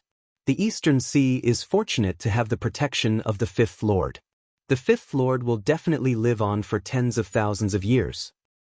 That's right. All these years, the Fifth Lord has blessed the Eastern Sea. How could the heavens let the Fifth Lord leave just like that? The Fifth Lord will definitely have a long life of good fortune. A series of flattering words came from the audience. They sounded very mushy, but everyone knew that the Fifth Lord actually loved to hear such words. When people get old, they all fear death, and Huixingzuan was even more so. Although he kept saying that he didn't have long to live, if someone said those unlucky words in front of him, he would be very unhappy. Waving his hand, Huixingzuan said with a smile, all right, I have already been blessed by the heavens for being able to live until now. If I continue living, I will really become an old man. Originally, I didn't plan to celebrate this birthday, and plan to celebrate it when I'm 388 years old. However, I'm afraid that I won't be able to see all of you after another 8 years. Therefore, I brought it forward a little so that I can have some fun with all of you. At this time, the third son of Huixingzuan, Fu Longshao, was the first to step forward. He bowed and said, "Don't worry, foster father. After 8 years, I will definitely hold an even bigger birthday banquet for you, and invite some of the powerful experts in the windbreaking sea." This time, I went to the windbreaking sea and brought back a sea bodhi. The fruit it bore was actually a longevity peach. Clearly, the heavens are preparing a congratulatory gift for you, foster father. With that, Fu Longshao waved his hand and ordered someone to bring the congratulatory gift. However, at this moment, Chu Xiu clearly noticed that Bailey Pobbing and Naylan Hai's expressions had turned gloomy.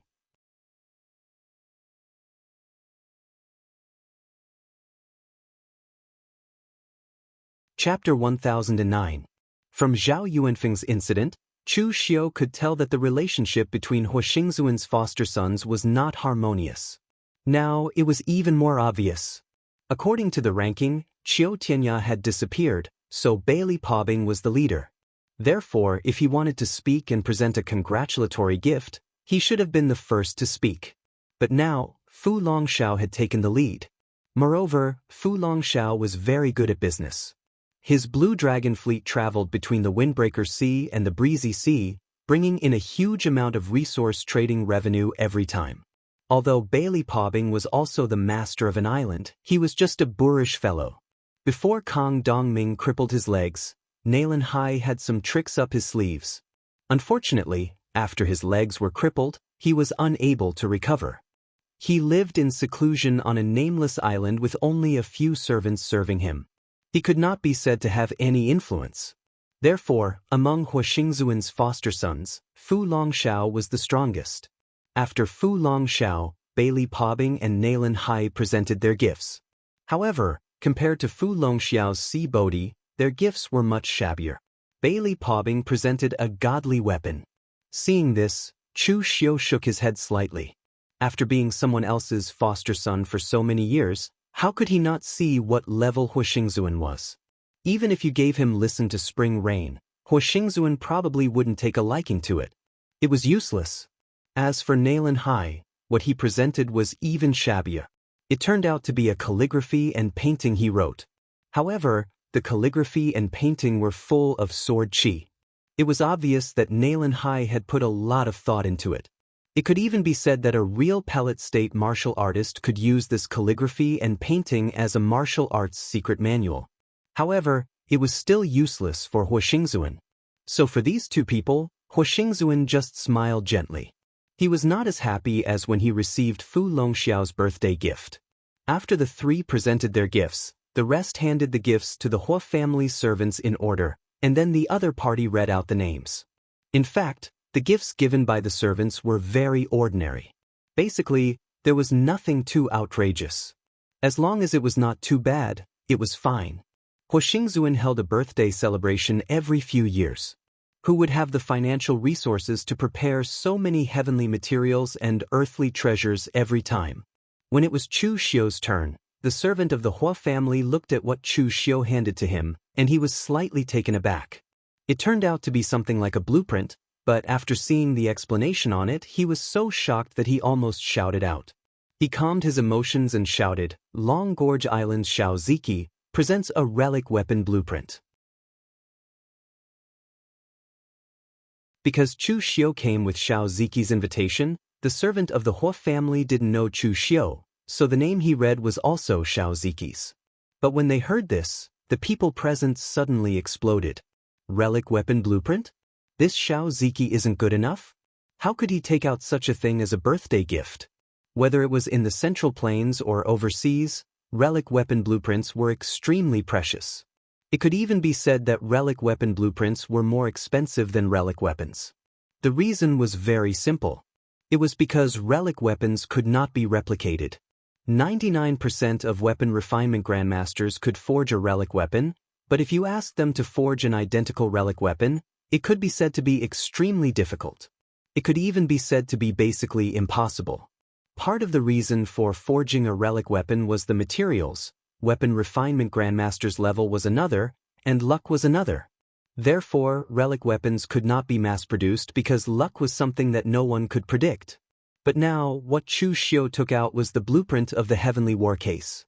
This thing was between a mechanism and a weapon. As long as there were enough materials and it was completely forged according to the blueprint, it would definitely be a relic weapon, the kind that could be completely replicated. This kind of thing was much more precious. In fact, in history, there were only a few relic weapons like the heavenly war case that could be replicated. They might not be the strongest relic weapon, but they were the most stable. Therefore, such a blueprint was even more precious than a relic weapon. Now that Chu Xiu no longer needed the heavenly war case, there was no harm in taking it out as a congratulatory gift. Most importantly, if the heavenly war case was used as an ordinary weapon, it would even be weaker than most relic weapons. Only with the Black Tortoise True technique, the heavenly war case would be the real heavenly war case. Of course, Chu Xiu would not hand over the Black Tortoise True technique so easily. At this moment, seeing that everyone's eyes were on Chu Xiu, Shaoziki hurriedly said, "Everyone, this congratulatory gift is not from me, but from official Chu." Everyone immediately turned their eyes to Chu Xiu. Only a few people present knew him, and most of them were still wondering who this person was. At this time, Pak Donglai, the pavilion leader of Tianyishui Hall whom Chu Xiu had met before, stood out and said, "This is Lord Chu Xiu of the Central Plains. In the Central Plains, he is also a famous diabolism overlord, and even controls a country's Wulin." As he spoke, Pak Donglai briefly introduced the identity of Chu Xiu to everyone. Although it was a brief introduction, it still surprised everyone present. This person was really a big shot. The overseas region was much more realistic than the Central Plains, and there were not many differences between the Orthodox and the Devil. Therefore, they did not object to Chu Xiu's identity as a diabolism cultivator. In the Central Plains, the Orthodox and the Devil were divided into two. Chu Xiu controlled half of the diabolism, and he even controlled the Jianghu forces of a country. This was a rather shocking power. Bailey Pobbing and Naylan Hai, who were above, looked at each other, their eyes filled with doubt. What was Chu Xiu doing here? Why did he give such a precious birthday gift to foster father? They subconsciously turned their eyes to Huoxingzuan, but they found that Huoxingzuan was looking at Chu Xiu in a daze, as if he was looking at some rare treasure, and his eyes were even shining slightly. At this moment, Huoxingzuan was indeed very excited. In his eyes, Chu Xiu was indeed a rare treasure, the kind that he had never seen or heard of before. As the most powerful person in the entire breezy ocean, it could even be said that Huoxingzuan did not directly say that he was the master of the entire breezy ocean. The reason why he had such a status today was because of his 5 foster sons. Hua Xingzuan had never denied this. Therefore, many people suspected that he was proficient in the art of divination, that he was a great grandmaster, or that he had some kind of rare treasure on him. However, they had all guessed wrong. Hua Xingzuan did not know the art of divination. He did not even understand the cultivation of the martial way, let alone something as advanced as the art of divination. He did not have any rare treasure on him either. In fact, it should be said that his luck had never been very good. He had never even opened a secret box and found anything good. However, he was able to achieve what he had today by relying on an opportunity, an enormous opportunity. Hua Xingzuan was not originally a cultivator. He was only the son of a fisherman on a small island, and it was possible that he had nothing to do with the martial way in this life. However, when he was young, something had completely changed his fate. It was when Hua Xingzuan was in his teens. He was drying his fishing net on the shore, when a man in white robes, who looked like an immortal, came treading on the water. Under Hua Xingzuan's shocked gaze, the man asked him for directions. Hua Xingzuan had told him. The immortal had patted his head, thanked him, and left. From then on, Hua Xingzuan felt that his body had become much lighter and stronger. He had even been valued by an island lord who had passed by and had been taken in as a follower. After he had started cultivating the martial way, he had discovered that his body had undergone some changes. As long as he concentrated on looking at a person, he would be able to see a ray of light from that person's body. Some were bright, some were dark. Later, as he had slowly explored, he had discovered that people who had a bright ray of light would definitely have extraordinary achievements in the future. They might even be able to soar into the sky one day. As for those who had a dim ray of light, they might be unlucky at any time, no matter how glorious they were. At that time, he had discovered that he could actually see a person's future luck. This kind of luck was very blurry, and he could only see it once. He was not sure if the person's luck would decrease after the person's luck increased. However, the more he saw, the more he could judge how far the person would go in the future based on the intensity of the ray of light. Therefore, Hua Xingzuan relied on his own opportunities to cling on to some people who seemed to be in dire straits now, but would have a rising destiny in the future. Hua Xingzuan would gain their trust, and when they rose, he would also follow them to the heavens. Therefore, even if Hua Xingzuan's martial arts talent was not the kind of amazing, he was still living a good life, and his path had been smooth sailing. What happened after that was much simpler. Hua Xingzuan met Chou Tianya, who was still a teenager. The light on Chou Tianya's body was so blinding that Hua Xingzuan's eyes hurt. Hence, Hua Xingzuan decisively took Chou Tianya as his godson and raised him for tens of years. Finally, Chou Tianya reached the peak and helped him build the foundation of the Supreme Island. Later on, he met Bailey Pobbing and the others, and he took them in as his foster sons before they were famous in Jianghu. Although the rays of light from them were much dimmer than Chou Tianya's, they were already the brightest among all the people he had met. Relying on his ability to read people, Hua Xingzuan managed to get to where he was today. He had seen the rays of light from his own children, but they were all extremely dim. It was obvious that they were not important figures. Therefore, there were rumors in the outside world that he treated his adopted sons better than his own. This was indeed true, because he only had these few adopted sons to rely on. As for his descendants, even if they were his own, none of them lived up to his expectations. This was Hua Xingzuan's deepest secret. He did not even tell his wife and son about it. All this while, Hua Xingzuan had thought that he was a person favored by the heavens. When the immortal touched my head, I tied my hair and received eternal life. The person he met in the past must have been the legendary Immortal. He had always been making use of the opportunities given by the Immortal. Today, he felt that his opportunity had arrived again. He also saw a strong ray of light from Chu Xiu, but it was different from Bailey Pobbing and the others. It was also different from Chou Tianya's. In the instant that he used his mind to look at Chu Xiu, he thought that he saw the sun. You're tuning in to the Han Li's Immortal Journey YouTube channel. Don't forget to subscribe and join us on this journey to catch the most captivating stories.